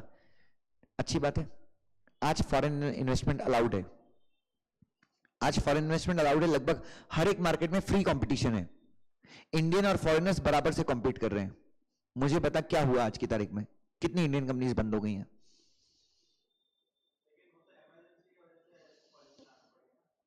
नहीं, मैं तेरे से एक क्वेश्चन पूछ रहा हूं, तूने मेरे से पूछा ना, मैं आर्ग्यूमेंट कर रहा हूं तेरे से। मैं आपको ये बोल रहा हूं कि मुझे बताइए फॉरेन की कंपनीज आने के बाद कितनी इंडियन कंपनीज बंद हुई। आइडिया नहीं है। हमेशा याद रखना, कंपटीशन से आप अगर अच्छे हो तो आप इंप्रूव होते हो।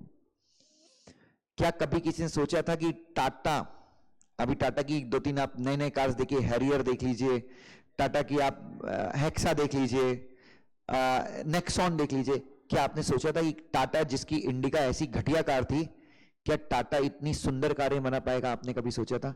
महिंद्रा एक्सयूवी 500 और स्कॉर्पियो जितनी स्ट्रॉन्ग कार बनाएगा, कोई नहीं जानता था बच्चों। क्यों ये लोग बनाते हैं? क्योंकि इनको पता है अगर ये नहीं बनाएंगे तो मार्केट में सस्टेन नहीं कर पाएंगे। सो हमेशा याद रखना, फॉरेन कंपटीशन जब आया तो इंडियन कंपनीज को झक मार के क्या करना पड़ा?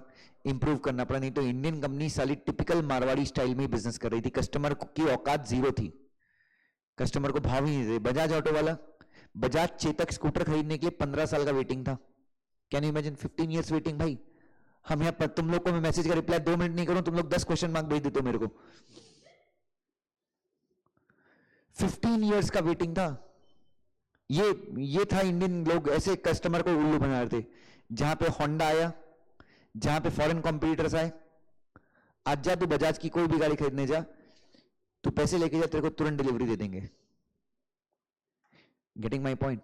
सो 1992 में जब हमारे देश पूरा बर्बाद हो गया, उसके बाद नरसिम्हा राव और मनमोहन सिंह को ख्याल आया और तब उन्होंने इंडिया के मेजॉरिटी सेक्टर्स में क्या कर दिया? फॉरेन इन्वेस्टमेंट 100% क्या कर दिया? अलाउ कर दिया। डोमेस्टिक मार्केट को बचाने का सिस्टम हमने खत्म कर दिया, हमने अपनी इकोनॉमी लिबरलाइज की। लिबरलाइज की मतलब हमने अपनी इकोनॉमी को ओपन कर दिया। और उसके बाद, और जिस दिन से ओपन किया है, जिस दिन से हमने अपनी इकोनॉमी में ओपन किया, जिस दिन से हमने मेजॉरिटी सेक्टर्स में 100% एफडीआई अलाउ किया है, क्या हमने आज तक पीछे मुड़ के देखा है? There has been no going back till date. और डॉलर और रुपीस के बीच में डिफरेंस रहेगा, नेचुरल है, बिकॉज मैंने आपको इसका लॉजिक बताया कि डॉलर की डिमांड हर कंट्री में है। तो अब हम लोग डॉलर को कैसे स्टेबलाइज कर सकते हैं? सिर्फ एक ही चीज कर सकते हैं, क्या? या तो अपने एक्सपोर्ट 100 टाइम्स बढ़ जाए, 74 टाइम्स बढ़ जाए, जो पॉसिबल नहीं है। दूसरा, हम इंपोर्ट को कम कर दें। और इंपोर्ट में भी क्या है? गोल्ड। गोल्ड का इंपोर्ट, मेरे ख्याल से अभी गोल्ड का रेट बढ़ना चाहिए। मैं तो चाहता हूं गोल्ड का रेट 1 लाख रुपए पर 10 ग्राम हो जाए। क्यों? साला इंडियन लोगों की अक्ल तो आएगी, गोल्ड खरीदना तो कम करेंगे।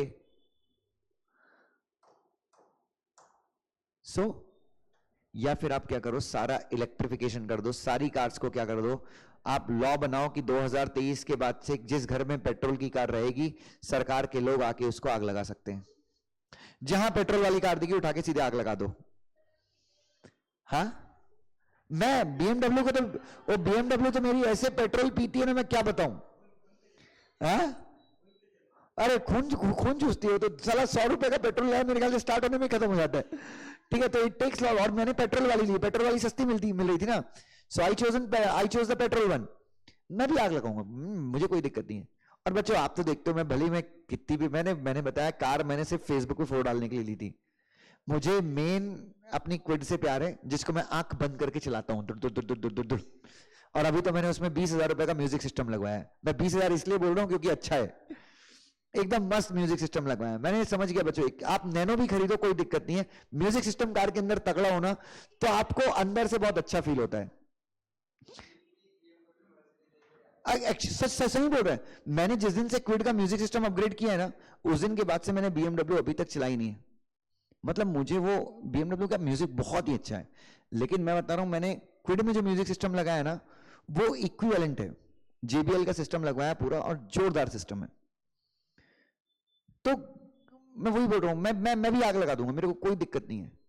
We should all go for electrification, electric cars. कहीं ना कहीं देश तो, क्योंकि अपन लोग देखो, कपड़ों में तो अपने को फॉरेन ब्रांड्स ही पसंद है, घड़ियों में अपन को फॉरेन ब्रांड्स ही पसंद है। अभी मत पसंद करना, तुम लोग जब पैसे कमाओगे तब करना, ठीक है।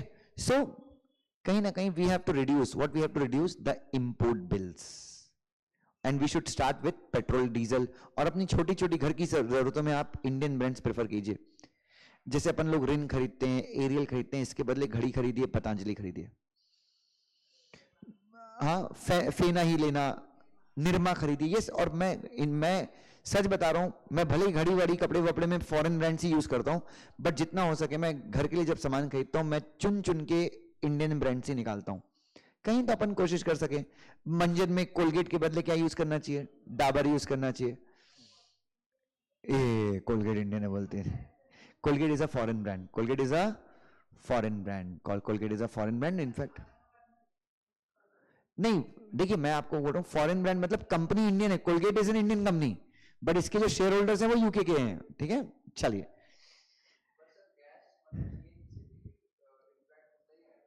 सीएनजी इज ऑल्सो गुड, लेकिन again CNG is what, CNG gas है ना, गैस भी तो पेट्रोल का पार्ट है ना, गैस इज ऑल्सो पेट्रोल ना। वो समझना, क्रूड ऑयल को जब इस लेवल पे गर्म करते हैं तो पेट्रोल बनता है, इस लेवल पे गर्म करते हैं डीजल बनता है, इतने लेवल पे कैरोसिन बनता है, और गर्म किया तो फिर वो गैस बनता है। वो उसका ही पार्ट है। वो अपन साइंस में पढ़ा था 12th में, सॉरी 10th में, फिजिक्स का लास्ट पेज था सीबीएसई की बुक का, वैसे एक फर्नेस था, उसमें बताया था इतने टेम्परेचर पे क्रूड को गर्म किया तो पेट्रोल बनता है। एनीवे, सो एनीवे, तो बच्चों अच्छा, फेमा के आने के पहले, फेमा 1999 था, फेमा के आने के पहले एक लॉ था, फॉरेन एक्सचेंज रेगुलेशन एक्ट। इस लॉ ने पूरी इकोनॉमी की वाट लगाई थी। Foreign exchange regulation act foreign exchange को इंडिया में आने से क्या करता था? रोकता था। देखिए, रेगुलेट करना अलग है और मैनेज करना अलग है। समझिएगा मैं क्या बोल रहा हूं बच्चों, ट्राई टू अंडरस्टैंड मैं क्या बोल रहा हूं। रेगुलेट करना अलग है और मैनेज करना अलग है।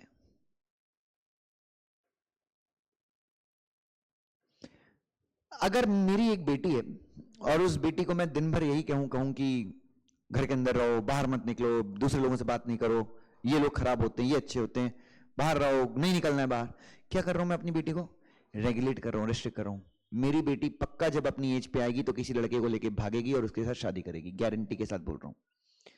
तुम किसी को रेगुलेट करो, किसी को नियंत्रित करो। तुम देखना, मेरे पिताजी ने मुझे जिंदगी में कभी रेगुलेट नहीं किया। मैं 11वीं में सिगरेट पीता था, मेरे पिताजी ने बोला कोई दिक्कत नहीं है, अच्छी बात है सिगरेट पी रहा है, if you think it is healthy go ahead. 2 bar cigarette पिया मैंने, उसके बाद पेच नहीं।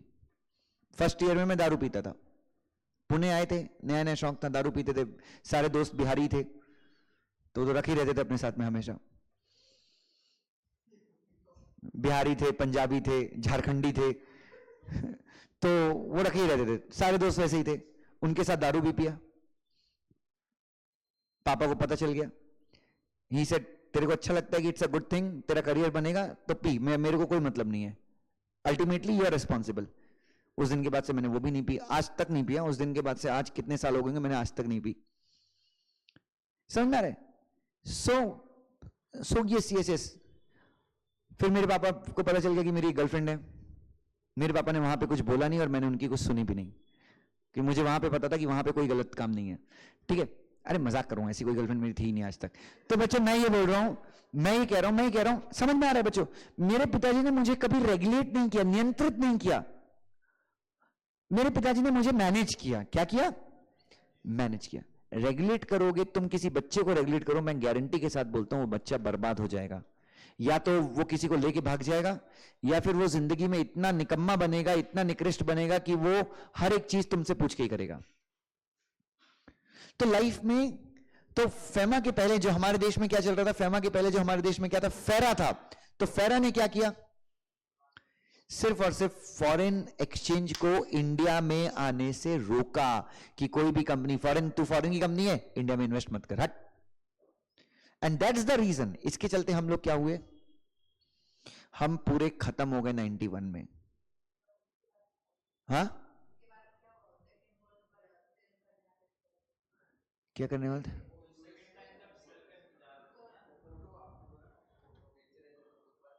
कौन सी फोटो? तो कुछ नहीं, वो तो पूरे देश में हल्ला हो गया।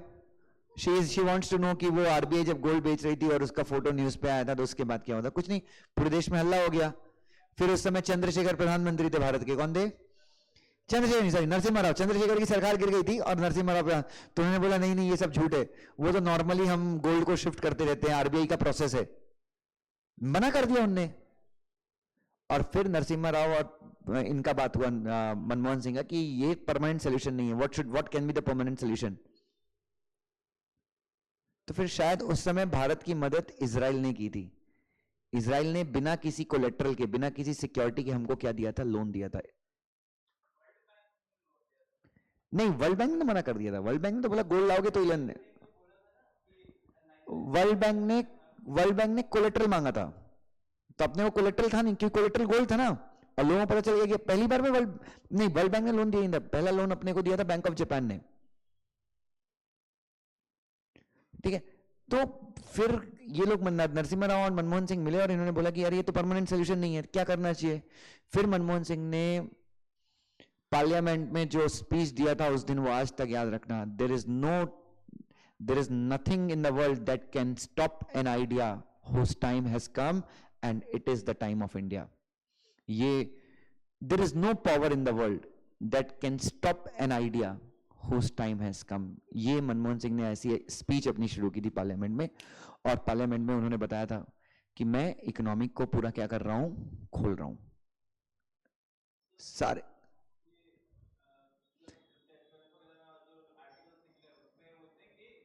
बाद में डिस्कस करते हैं। तो क्या करना, अपने को छोड़ना, अपने सिलेबस का थोड़ी ना वो। तो उन्होंने क्या किया, अपनी इकोनॉमी को क्या कर दिया? पूरा ओपन कर दिया। और फिर वहां से जो हमको रिजल्ट देखने लगे, तो आज हम लोग कितने आगे निकल गए। तो फेरा ने क्या किया? हमारे देश को सिर्फ बर्बाद किया बच्चों। और कोई अच्छा इंसान कांग्रेस को प्यार कर सकता है? कैसे कर सकता है? इकोनॉमी को ऐसे गर्त में ले गए थे वो लोग, नर्क में ले गए थे इकोनॉमी को। क्या जरूरत थी ऐसे कानून की? और वो भी ये जो नई लिबरलाइजेशन पॉलिसी आई है, ये कांग्रेस की सरकार में आई है, लेकिन ये पॉलिसीज कौन लेके आए? गैर गांधी नेहरू प्रधानमंत्री। नरसिम्हा राव उस समय प्रधानमंत्री थे। अगर गांधी नेहरू कोई प्रधानमंत्री होता तो भगवान ही मालिक है क्या होता है। ठीक है, so anyway, initially foreign exchange was control through what बेटा? अच्छा, तो पूरी हिस्ट्री देखो। पहले हम लोग फॉरेन एक्सचेंज को कैसे कंट्रोल करते थे? कौन से एक्ट से? नहीं रे बाबा, डिफेंस ऑफ इंडिया एक्ट 1939। शुरू में हम किसके थ्रू कंट्रोल करते थे फॉरेन एक्सचेंज को? उसके बाद कौन सा एक्ट पास किया गया? फेरा 1947। लेकिन ये कितने साल के लिए पास किया गया था? 10 साल के लिए। However, the problem of foreign exchange was not solved in 10 years. So, फेरा was made. What बेटा? तो फेरा को इनिशियली कितने साल के लिए पास किया गया था? 10 साल के लिए। लेकिन और क्यों सॉल्व किया था? फेरा क्यों लाया गया था? कि फॉरेन एक्सचेंज का प्रॉब्लम क्या हो जाए, सॉल्व हो जाए। बट सॉल्व नहीं हुआ, तो फेरा को क्या कर दिया गया? परमानेंट लॉ बना दिया गया। मतलब एक्सपायरी डेट के आर्टिकल को आप यूज कर रहे हो, क्योंकि फेरा की वैलिडिटी 10 साल की थी ना, बट 10 साल में हम कुछ उखाड़ नहीं पाए। उसके बाद इन 1973 फेरा 1973 रिप्लेस्ड फेरा 1947। अच्छा, फेरा 1947 को क्या किया गया? नया कर दिया गया, रिप्लेस कर दिया किससे? फेरा 1947 से। Under FERA 1973 enforcement director was empowered to arrest any person even without warrant. एक मिनट, किसके अंदर बच्चों? 1973 का जो फेरा, ईडी सुना होगा तुमने, अधिकतर सुनते होगे, एनफोर्समेंट डायरेक्टरेट। यस, फेमा के अंदर, कौन से लॉ के अंदर? फेमा के लॉ के अंदर, prevention of money laundering act के अंदर, फॉरेन कंट्रीब्यूशन रेगुलेशन एक्ट के अंदर। ये जो गवर्नमेंट ऑफिसर्स होते हैं, गवर्नमेंट का जो डिपार्टमेंट होता है, इसको अपन क्या बोलते हैं? ईडी। तो ये सारे एक्ट किसको पावर देते हैं? Enforcement directorate. अच्छा, ईडी कोई एक आदमी नहीं है, ED is a department, ED is a, और इस डिपार्टमेंट में अलग अलग डायरेक्टर्स होते हैं, director, joint director, deputy director, ये सब उसके लोग होते हैं। ठीक है, सो फेरा 1973 ने बहुत भयंकर पावर दी किसको? फेरा 1973 ने बहुत भयंकर पावर दी। किसको पावर दी बच्चों? एनफोर्समेंट डायरेक्टरेट को। क्या पावर दी? कि ईडी अगर चाहे तो किसी इंसान को बिना वारंट के भी क्या कर सकता है? अरेस्ट कर सकता है। कब? जब ईडी को लगता है कि ये इंसान फॉरेन एक्सचेंज से रिलेटेड वायलेशन किया है इसने। और पहले बहुत स्मगलिंग होता था, अगर आपको पता हो। पहले क्या होता था? बहुत स्मगलिंग वगैरह होता था। अच्छा, in 1991 due to economic liberalization policy of government of India, foreign exchange inflow increased substantially. तो क्या हुआ बच्चों?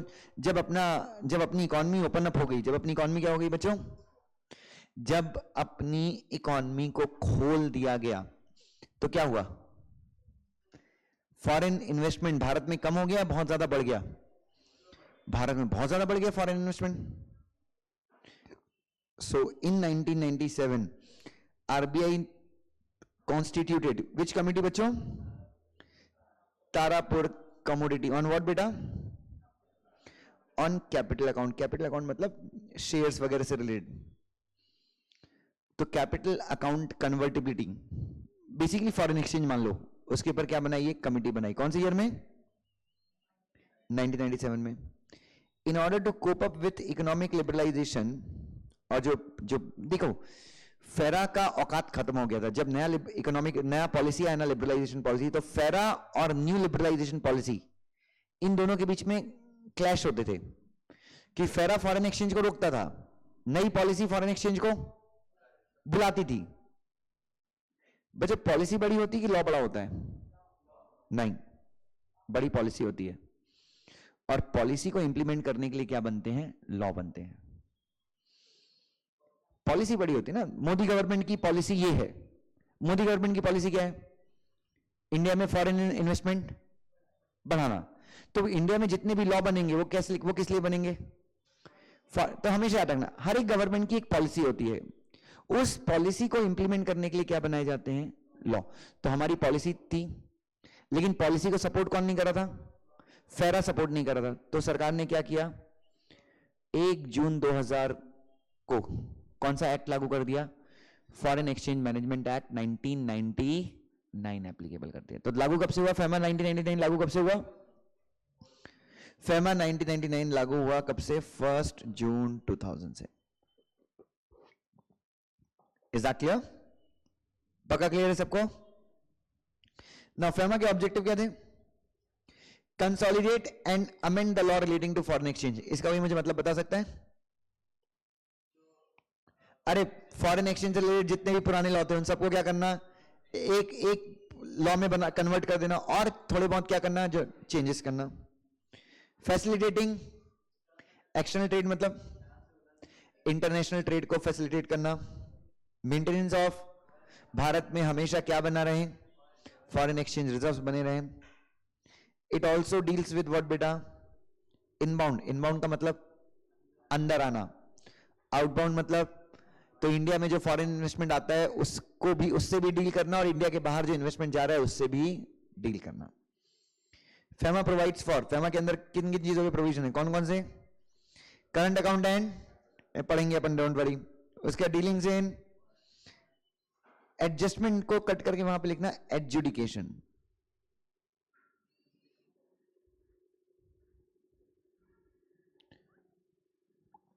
एडजुडिकेशन का मतलब क्या होता है बच्चों? एडजुडिकेशन का मतलब क्या होता है? हाँ, बेसिकली सजा सुनाना, किसी को दोषी ठहराना, किसी को पेनल्टी लगाना किसी के ऊपर। तो एडजुडिकेशन और ऑफेंसेस के बारे में प्रोविजन है फेमा के अंदर। उसके बाद और क्या लिखा है? Act applies to whole of India and also on the branches and offices located outside India. तो एक्ट किसको एप्लीकेबल होता है? पूरे इंडिया में जितने भी कंपनीज हैं, जितने भी लोग हैं, सबके ऊपर एक्ट एप्लीकेबल होता है जो फॉरेन एक्सचेंज में डील करते हैं। प्लस इंडियन कंपनीज की जो क्या है, फॉरेन में ब्रांचेस हैं, फॉरेन में ऑफिसेज हैं, वहां पे भी एक्ट क्या होगा? एप्लीकेबल होगा। लेकिन सबके ऊपर एप्लीकेबल होगा जो फॉरेन एक्सचेंज में डील करते हैं। फॉरेन एक्सचेंज में डील करने में in case any offense is committed outside India, In case any offense committed outside India, controlled and owned by resident in India, then to the एक minute, in case any offense is committed outside India, ठीक है, in relation to, वहां पे ठीक करना थोड़ा सा, in relation to branches controlled and owned by resident in India, मतलब कोई offense हो गया, फॉरेन एक्सचेंज से रिलेटेड कोई ऑफेंस हो गया, हाँ, in relation two branches controlled and owned by resident in India.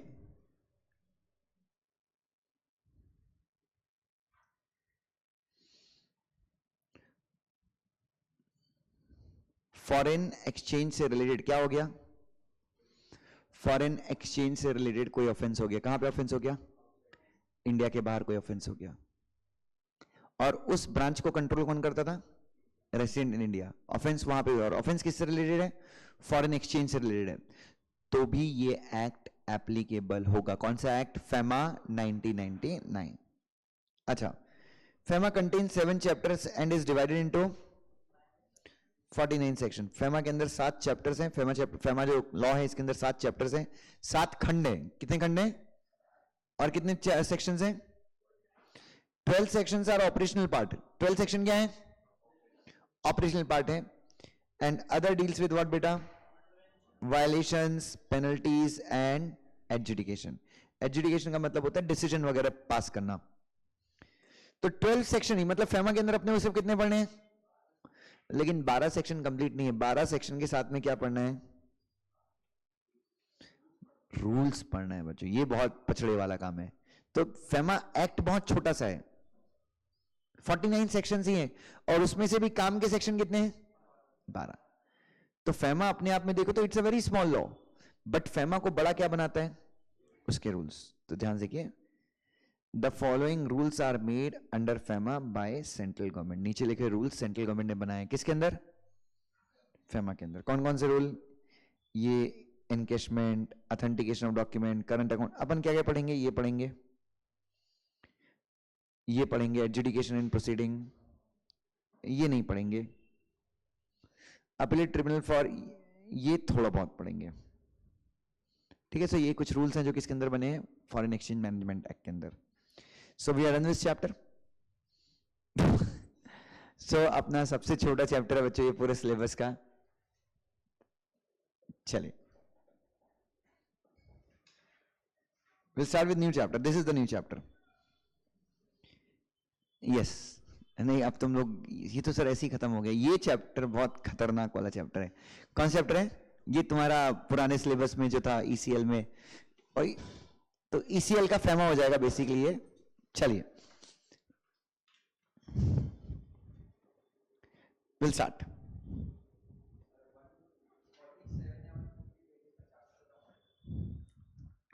तो देख यहां पे तेरे को कितना प्यारा लगेगा ये चैप्टर. यहां पे सबसे अच्छा चैप्टर तेरे को यही लगेगा, फेमा. चलिए, so will start with the next chapter. The name of the chapter is foreign exchange transactions and compliances. यहां पे भी थोड़ा सा इंट्रोडक्शन ही लिखा है. Foreign exchange regulation act was repealed due to following reason. It restricted foreign exchange, it discouraged. ओए, FERA को हमने खत्म क्यों किया था, फेरा खत्म करके फेमा लाए थे ना, उसके चक्कर में फॉरेन एक्सचेंज इंडिया में आ नहीं पाता था. फॉरेन इन्वेस्टमेंट को वो एनकरेज करता था, डिस्करेज करता था, नहीं चाहिए था उसको. It was very rigid law. Rigid law मतलब कॉम्प्लिकेटेड लॉ था, due to which foreign investors did not show any interest in India. Foreign investors को इंडिया पसंद ही नहीं था, और इसीलिए, and as a consequence of this, there was a great depression in India. भारतीय अर्थव्यवस्था की मदर और सिस्टर दोनों हो गई वर्ष 1991 के दौरान. चलिए, तो विल सी डेफिनेशंस. चलिए, सबसे पहली डेफिनेशन कौन सी है, चल ध्यान से किया. Now who this person is authorised dealer, please here.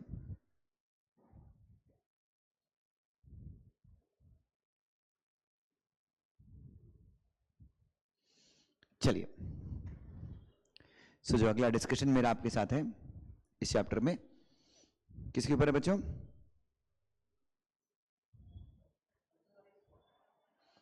हाँ, यस, ऑथराइज्ड पर्सन भी बोल सकते हैं इसको, ऑथराइज्ड डीलर भी बोल सकते हैं। चलिए,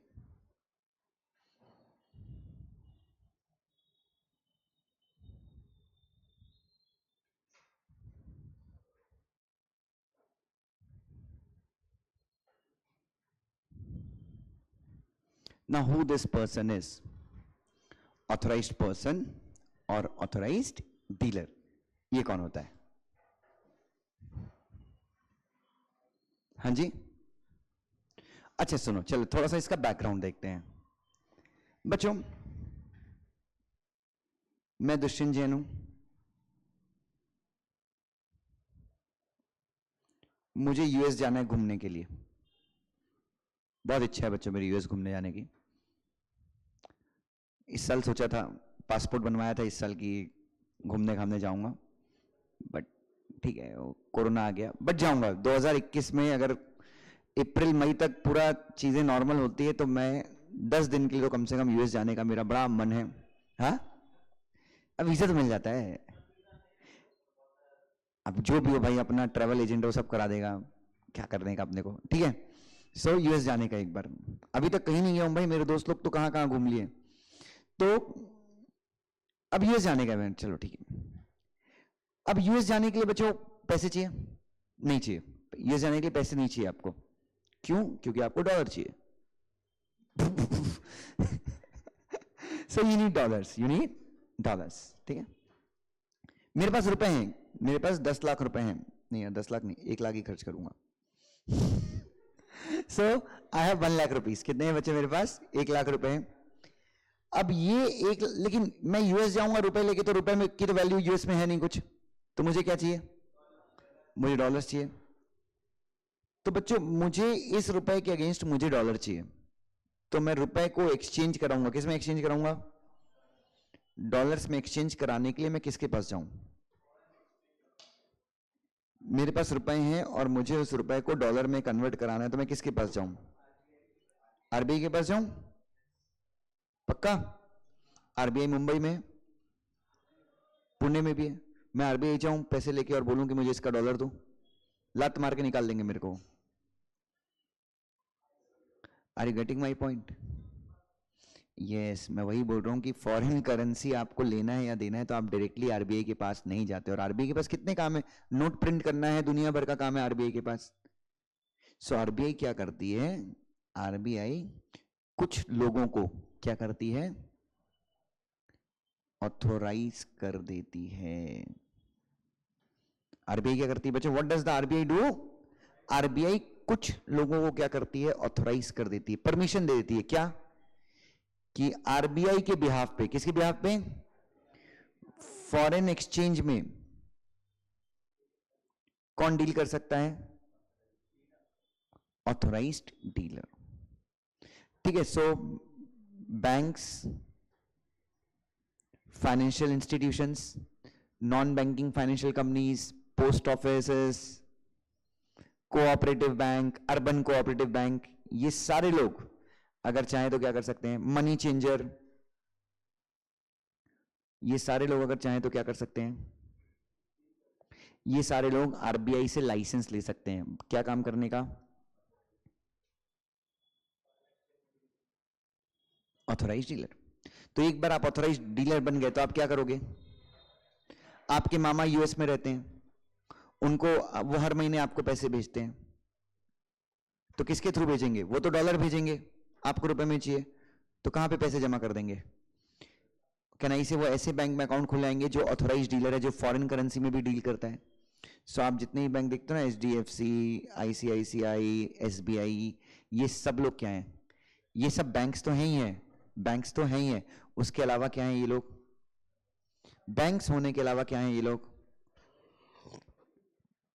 ये लोग ऑथोराइज्ड डीलर भी हैं। Is that clear to every one of you? Apart from being bank, these people are also what beta? Authorized dealers. Is everyone clear? Acha, do you know offshore banking unit?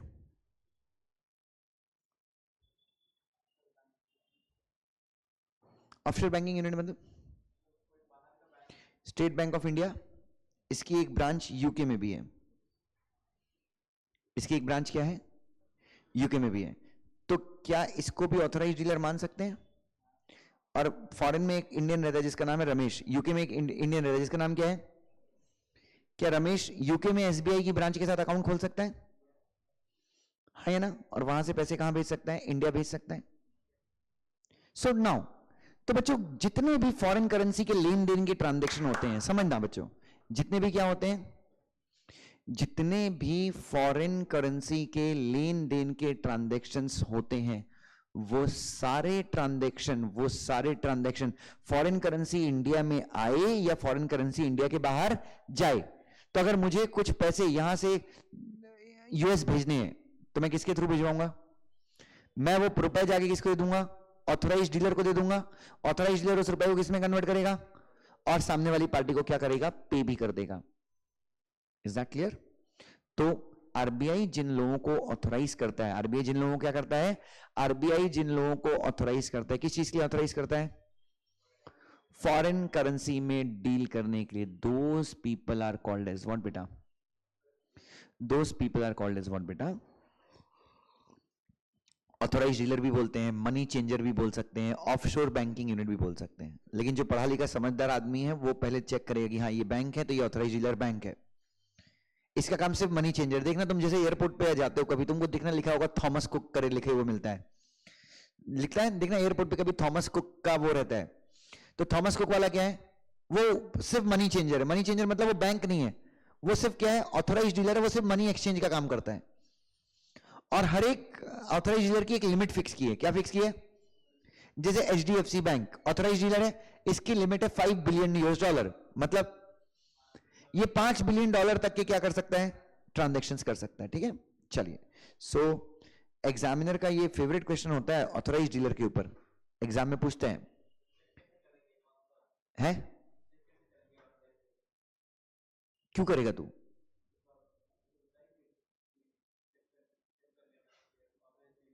मैंने कहा बोला? मैंने कुछ नहीं बोला। पूछ लेना तू। He is asking कि how would I check whether any bank is authorized dealer or not? How can I tell? मैं कैसे बताऊंगा? मैं तेरे को ये बता दूंगा कि ऑथराइज डीलर क्या होता है। I cannot tell you ना the manner in which you have to ask the bank. That you have to confirm from the bank. And every good bank is what? It's authorized dealer, क्योंकि वो उनके business का part है यार। हर एक bank बोलता है हमारे यहाँ पे एनआरआई अकाउंट खोलते हैं, हमारे यहाँ पे फॉरेन जो एनआरआई हैं हम उनको सर्विस देते हैं। चलिए सबसे पहले ध्यान से देखिए क्या लिखा है हमने। जो करता है फॉरेन करेंसी में डील, आरबीआई लगा देता है उसे ऑथोराइज डीलर की seat.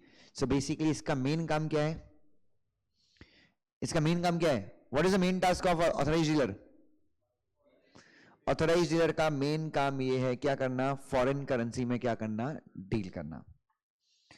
Authorise dealer is also called as money changer और offshore banking unit. Authorise dealer को हम क्या बोलते हैं? मनी चेंजर या ऑफशोर बैंकिंग यूनिट बोलते हैं। Which is authorised by RBI to deal in what बेटा? जिसको आरबीआई ने ऑथोराइज किया। किस चीज के लिए ऑथोराइज किया? फॉरेन करेंसी में क्या करने के लिए? डील करने के लिए। An application for becoming authorized dealer has to be made to whom बच्चों? RBI in the prescribed form along with the, and RBI may grant certificate of registration to the applicant after making necessary inquiry. Time pass है। तो जिसको भी क्या बनना है? Authorise dealer बनना है, उसको क्या करना है बच्चों? जिसको भी ऑथोराइज डीलर बनना है, what he has to do? उसको आरबीआई को अप्लाई करना है। आरबीआई थोड़ी बहुत इंक्वायरी करेगा, अगर इंक्वायरी करके आरबीआई सेटिस्फाइड है तो क्या करेगा? आपको बना देगा।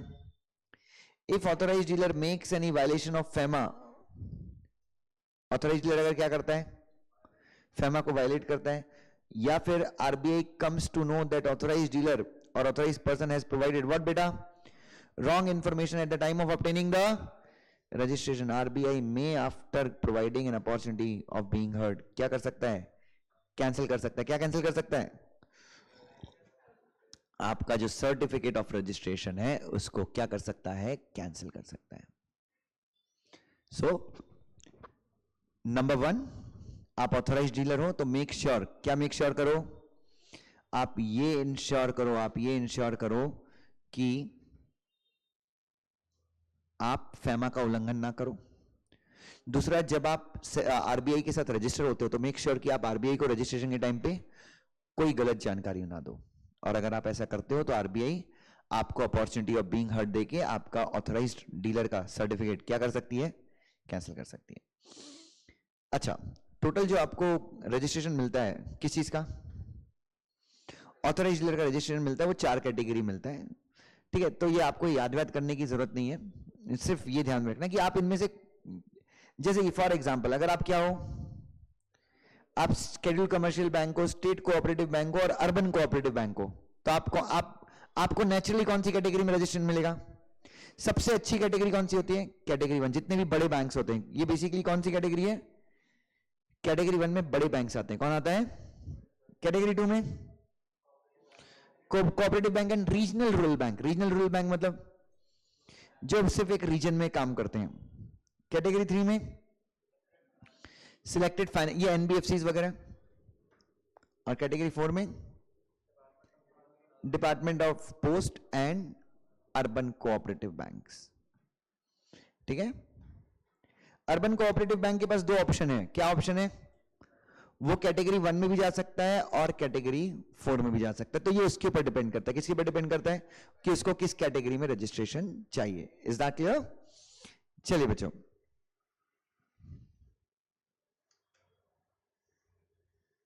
हाँ, एक ऑथराइज डीलर कितना, अच्छा ऑथराइज डीलर जब क्या करता है, आपके पर पैसे एक्सचेंज करता है, कमीशन, तो कमीशन चार्ज करता है। कमीशन कैसे चार्ज करता है, कमीशन कितना चार्ज कर सकता है, नहीं नहीं ऐसा नहीं, नहीं नहीं डायरेक्ट कमीशन चार्ज करता ही नहीं है। हाँ सुनो मेरी बात, जैसे $1 का रेट चल रहा है, $1 इज इक्वल टू 74 रुपीज चल रहा है। ठीक है, तो आप कभी भी ऑथराइज डीलर के यहाँ पे जाना, या कभी किसी बैंक की, कभी ये एचडीएफसी बगल में बैंक है, यहाँ की ब्रांच में चले जाना, तो वहां पे लिखा रहता है we buy at 73 rupees and we sell at 75 rupees. Rate क्या चल रहा है मार्केट में, करंट रेट क्या है 74। लेकिन एचडीएफसी, लेकिन अगर आपको डॉलर, एचडीएफसी बैंक क्या करेगा, अगर आपको डॉलर सेल करना है एचडीएफसी बैंक को, तो वो कितने बाय करेगा, मार्केट रेट 74 है, बट एचडीएफसी बैंक को अगर आपको डॉलर बेचना है तो वो कितने बाय करेगा 73 में। मतलब 74 की चीज को वो कितने में खरीद रहा है, मतलब वो ₹1 आपसे क्या ले रहा है, कमीशन। वी सेल, अगर आपको डॉलर खरीदना है, किससे खरीदना है, अगर आपको एचडीएफसी बैंक से क्या करना है, डॉलर खरीदना है, तो वो आपको मार्केट रेट 74 है, वो आपसे कितना चार्ज करेगा 75 चार्ज करेगा। ₹1 उसका क्या हो गया कमीशन। और मैक्सिमम कितना कमीशन चार्ज कर सकता है, मैक्सिमम कितना कमीशन चार्ज कर सकता है, जितना आरबीआई उसको क्या करती है, अलाउ करती है। Is that clear? अगर आरबीआई को आपने गलत जानकारी दी तो आपका सर्टिफिकेट ऑफ रजिस्ट्रेशन क्या हो जाएगा, कैंसिल हो जाएगा। क्या आरबीआई कोई पनिशमेंट देगा, नहीं देगा, अपने को क्या करना है यार, जितना लॉ में लिखा है उतना पढ़ें तो ज्यादा अच्छा है, और बहुत सारा लिखा हुआ है। ठीक है, तो दैट डिपेंड्स अपॉन होम बच्चों, हमारे लॉ में सिर्फ इतना लिखा है कि सर्टिफिकेट ऑफ रजिस्ट्रेशन क्या कर देंगे, कैंसिल कर देंगे, दैट्स इट। पनिशमेंट देना है नहीं देना है वो कौन डिसाइड करे, आरबीआई डिसाइड करे, बट लॉ में कुछ ऐसा लिखा हुआ नहीं है। अब बच्चों मैं आपके साथ काफी अच्छी डेफिनेशन डिस्कस करने वाला हूं। किसकी डेफिनेशन डिस्कस करने वाला हूं, no no, foreign exchange.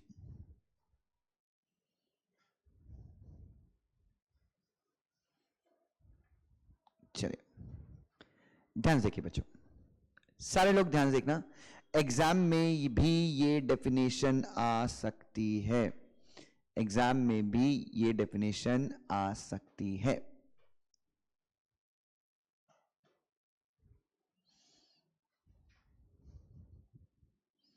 Exam में भी क्या हो सकती है, दिस डेफिनेशन कैन कम। बच्चों मेरे बैंक अकाउंट में 10,000 रुपए क्रेडिट हुए हैं, मेरा एचडीएफसी बैंक में अकाउंट है, कितने रुपए क्रेडिट हुए, 10,000 रुपए। मेरे एचडीएफसी के बैंक अकाउंट में 10 लाख रुपए की एफडी है।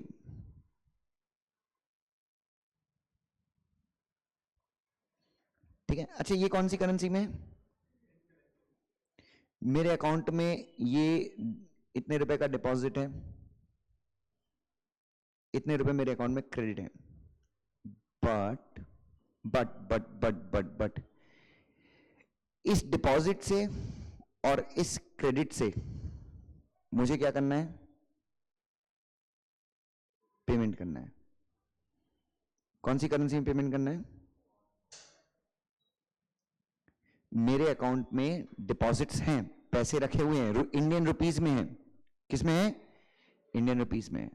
बट मुझे क्या करना है? मुझे उससे पेमेंट करनी है। मुझे उससे क्या करनी है? I need to make payment from that. और पेमेंट कौन सी करेंसी में करना है? मतलब मेरा ऑथराइज्ड डीलर इसको किस में कन्वर्ट करेगा? फॉरेन करेंसी में कन्वर्ट करेगा, और यूएस में जहां पे भी मैं बोलूं पेमेंट करने के लिए वो पेमेंट कर देगा। तो मुझे बताइए, भले ये जो भी पैसे रखे हुए मेरे अकाउंट में वो किस में है? इंडियन करेंसी में है। बट इसको मैं इंडियन एक्सचेंज मानूं या फॉरेन एक्सचेंज मानूं? What should I consider it? Should I consider it as Indian exchange or should I consider it as foreign exchange? है वो मेरे अकाउंट में, है वो इंडियन करेंसी में, बट उसका पेमेंट मतलब वो सिर्फ नाम का इंडियन करेंसी, बट मुझे उसका पेमेंट किस में करना है? मुझे उसका पेमेंट करना है किस में बच्चों? मुझे उसका पेमेंट करना है किस में? मुझे उसका पेमेंट करना है किस में? फॉरेन करेंसी में। So what should I consider it as? मैं उसको मानूंगा फॉरेन एक्सचेंज। क्या मान लूंगा मैं उसको? Point number 1। एक मिनट, किसी कोई डाउट है? सो आपके अकाउंट में पैसे हैं, इंडियन करेंसी है, बट आपको उसको पेमेंट करना है किसमें? फॉरेन करेंसी में पे करना है। तो भले वो इंडियन करेंसी, बट अपन उसको मानेंगे क्या? दूसरा, ड्राफ्ट, चेक्स जो ड्रॉ कहां पे हुए हैं? इंडिया में ड्रॉ हुए हैं। किस में ड्रॉ हुए हैं? इंडिया में ड्रॉ हुए हैं। Do you know what is travellers cheque? बच्चों, जब मैं यूएस जाता हूं घूमने के लिए, क्या करता हूं मैं? जब मैं यूएस जाता हूं घूमने के लिए, तो मैं 70 लाख रुपए कहां पे जमा कराता हूं? अपने एचडीएफसी के बैंक अकाउंट में जमा कराता हूं, ऑथराइज्ड डीलर के बैंक अकाउंट में जमा कराता हूं। और मैं एचडीएफसी से बोलता हूं कि बॉस, ये 70 लाख रुपए के बदले मुझे क्या चाहिए? मुझे डॉलर चाहिए। तो एचडीएफसी वाला बोलता है कि यार सर, मैं आपको कैश दूंगा तो बहुत दिक्कत होगी, मैं आपको क्या देता हूं? एक चेक देता हूं। क्या देता हूं? एक चेक देता हूं। तो उस चेक के अंदर लिखा था $1,00,000। कितने का चेक दिया उन्होंने मुझे? $1,00,000 का चेक दिया। ऐसे मेरे हाथ में चेक दे दिया $1,00,000 का। ठीक है, मैं यूएस गया, मैं यूएस के एयरपोर्ट पे उतरा। अच्छा, वो चेक बना कहां पे था? इंडिया बना था। वो चेक हो सकता है डिमांड ड्राफ्ट भी हो सकता है, कुछ भी हो सकता है। बना कहां पे? लेकिन जैसे मैं यूएस पहुंचा, जैसे मैं कहां पे पहुंचा? यूएस पहुंचा। मैं यूएस के एयरपोर्ट पे पहुंचा। कहां पे पहुंचा? यूएस के एयरपोर्ट पे मैं जैसे ही पहुंचा, मैंने यूएस के एयरपोर्ट पे एक मनी चेंजर का ऑफिस था, एक बैंक का ऑफिस था। मैं वहां पे गया, मैंने वो चेक दिखाया। उसने मुझे पूछा कि इस $1,00,000 में से आपको कितना चाहिए? मैंने बोला सर, एट प्रेजेंट मुझे कितना चाहिए? $10,000 चाहिए। तो क्या किया उसने? उस चेक के ऊपर उसने लिख दिया $10,000 विड्रॉन, और लिख दिया कि अभी कितने का चेक हो गया? $90,000 का। तो आपका चेक हो या फिर ड्राफ्ट हो, जो बना कहां पे है? Drawn in India. कहां पे ड्रॉ हुआ है? इंडिया में ड्रॉ हुआ है, बट उसकी पेमेंट कहां पे होने वाली है? इंडिया के बाहर। कहां पे होने वाली इसकी पेमेंट? इंडिया के बाहर। क्या होगा बच्चों? क्या मानूं मैं उसको? इंडियन करेंसी मानूं या फॉरेन करेंसी मानूं? इंडियन एक्सचेंज मानूं या फॉरेन एक्सचेंज मांगू? पक्का फॉरेन एक्सचेंज मानूं? नंबर 2। नंबर 3, उल्टा कर लो, उल्टा कर दो। मेरी एक फ्रेंड थी जैकलीन,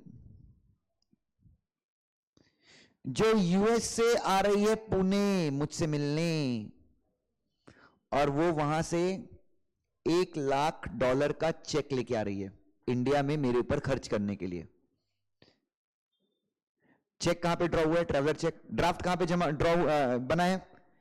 इंडिया के बाहर। लेकिन वो खर्च कहां पे होगा? और जैसे ही वो पुणे के एयरपोर्ट पे लैंड करती है, वो सबसे पहले $1 लाख का चेक वहां पे जो भी मनी चेंजर है या बैंक है उसको देती है, और उससे उसको कितने मिल जाते हैं? 70 लाख रुपए कैश मिल जाते हैं। बाबा बाबा बाबा बाबा, $1 लाख के बदले कितना मिल जाएगा इंडिया में? 70 लाख रुपए। इतना सारा, एक सूटकेस भर के पैसा मिलेगा आपको। और वही सलापन 70 लाख डालो तो अपने को एक गड्डी मिलती है अमेरिका के $1 लाख की। Are you getting my point? So can I say ऐसे चेक। तो अच्छा, तो वो जैकलीन जब इंडिया आई तो क्या लेके आई अपने साथ? इंडियन एक्सचेंज या फॉरेन एक्सचेंज? जब तुम यूएस घूमने गए, तुम इंडिया के बाहर क्या लेके चले गए? Foreign exchange. तुम्हारे अकाउंट में पैसा रखा हुआ था, बट तुमने उससे फॉरेन का पेमेंट कर दिया। कौन सा पेमेंट किया तुमने? Foreign exchange. सो फॉरेन, तो ऐसे चेक, ऐसे ड्राफ्ट जो कहां पे बने हैं? इंडिया में बने हैं। और पे कहां पे होंगे? इंडिया के बाहर, वो भी फॉरेन एक्सचेंज है। दूसरा, ऐसे चेक, ऐसे ड्राफ्ट जो कहां पे बने हैं? फॉरेन में बने हैं, बट पे कहां पे होंगे? इंडिया में होंगे। वो भी क्या है? फॉरेन एक्सचेंज है। Is that clear to every one of you? So आज के लिए बस इतना ही करेंगे, बाकी का discussion will do it tomorrow. Thank you so much.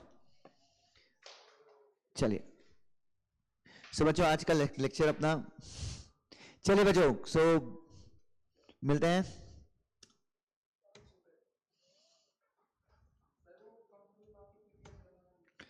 Company law की पीडीएफ आपको वहां पे मिल जाएगी। कहां पे? नहीं दिख रही क्या? चेक करना पड़ेगा, रुक जा फिर। हाँ बेटा।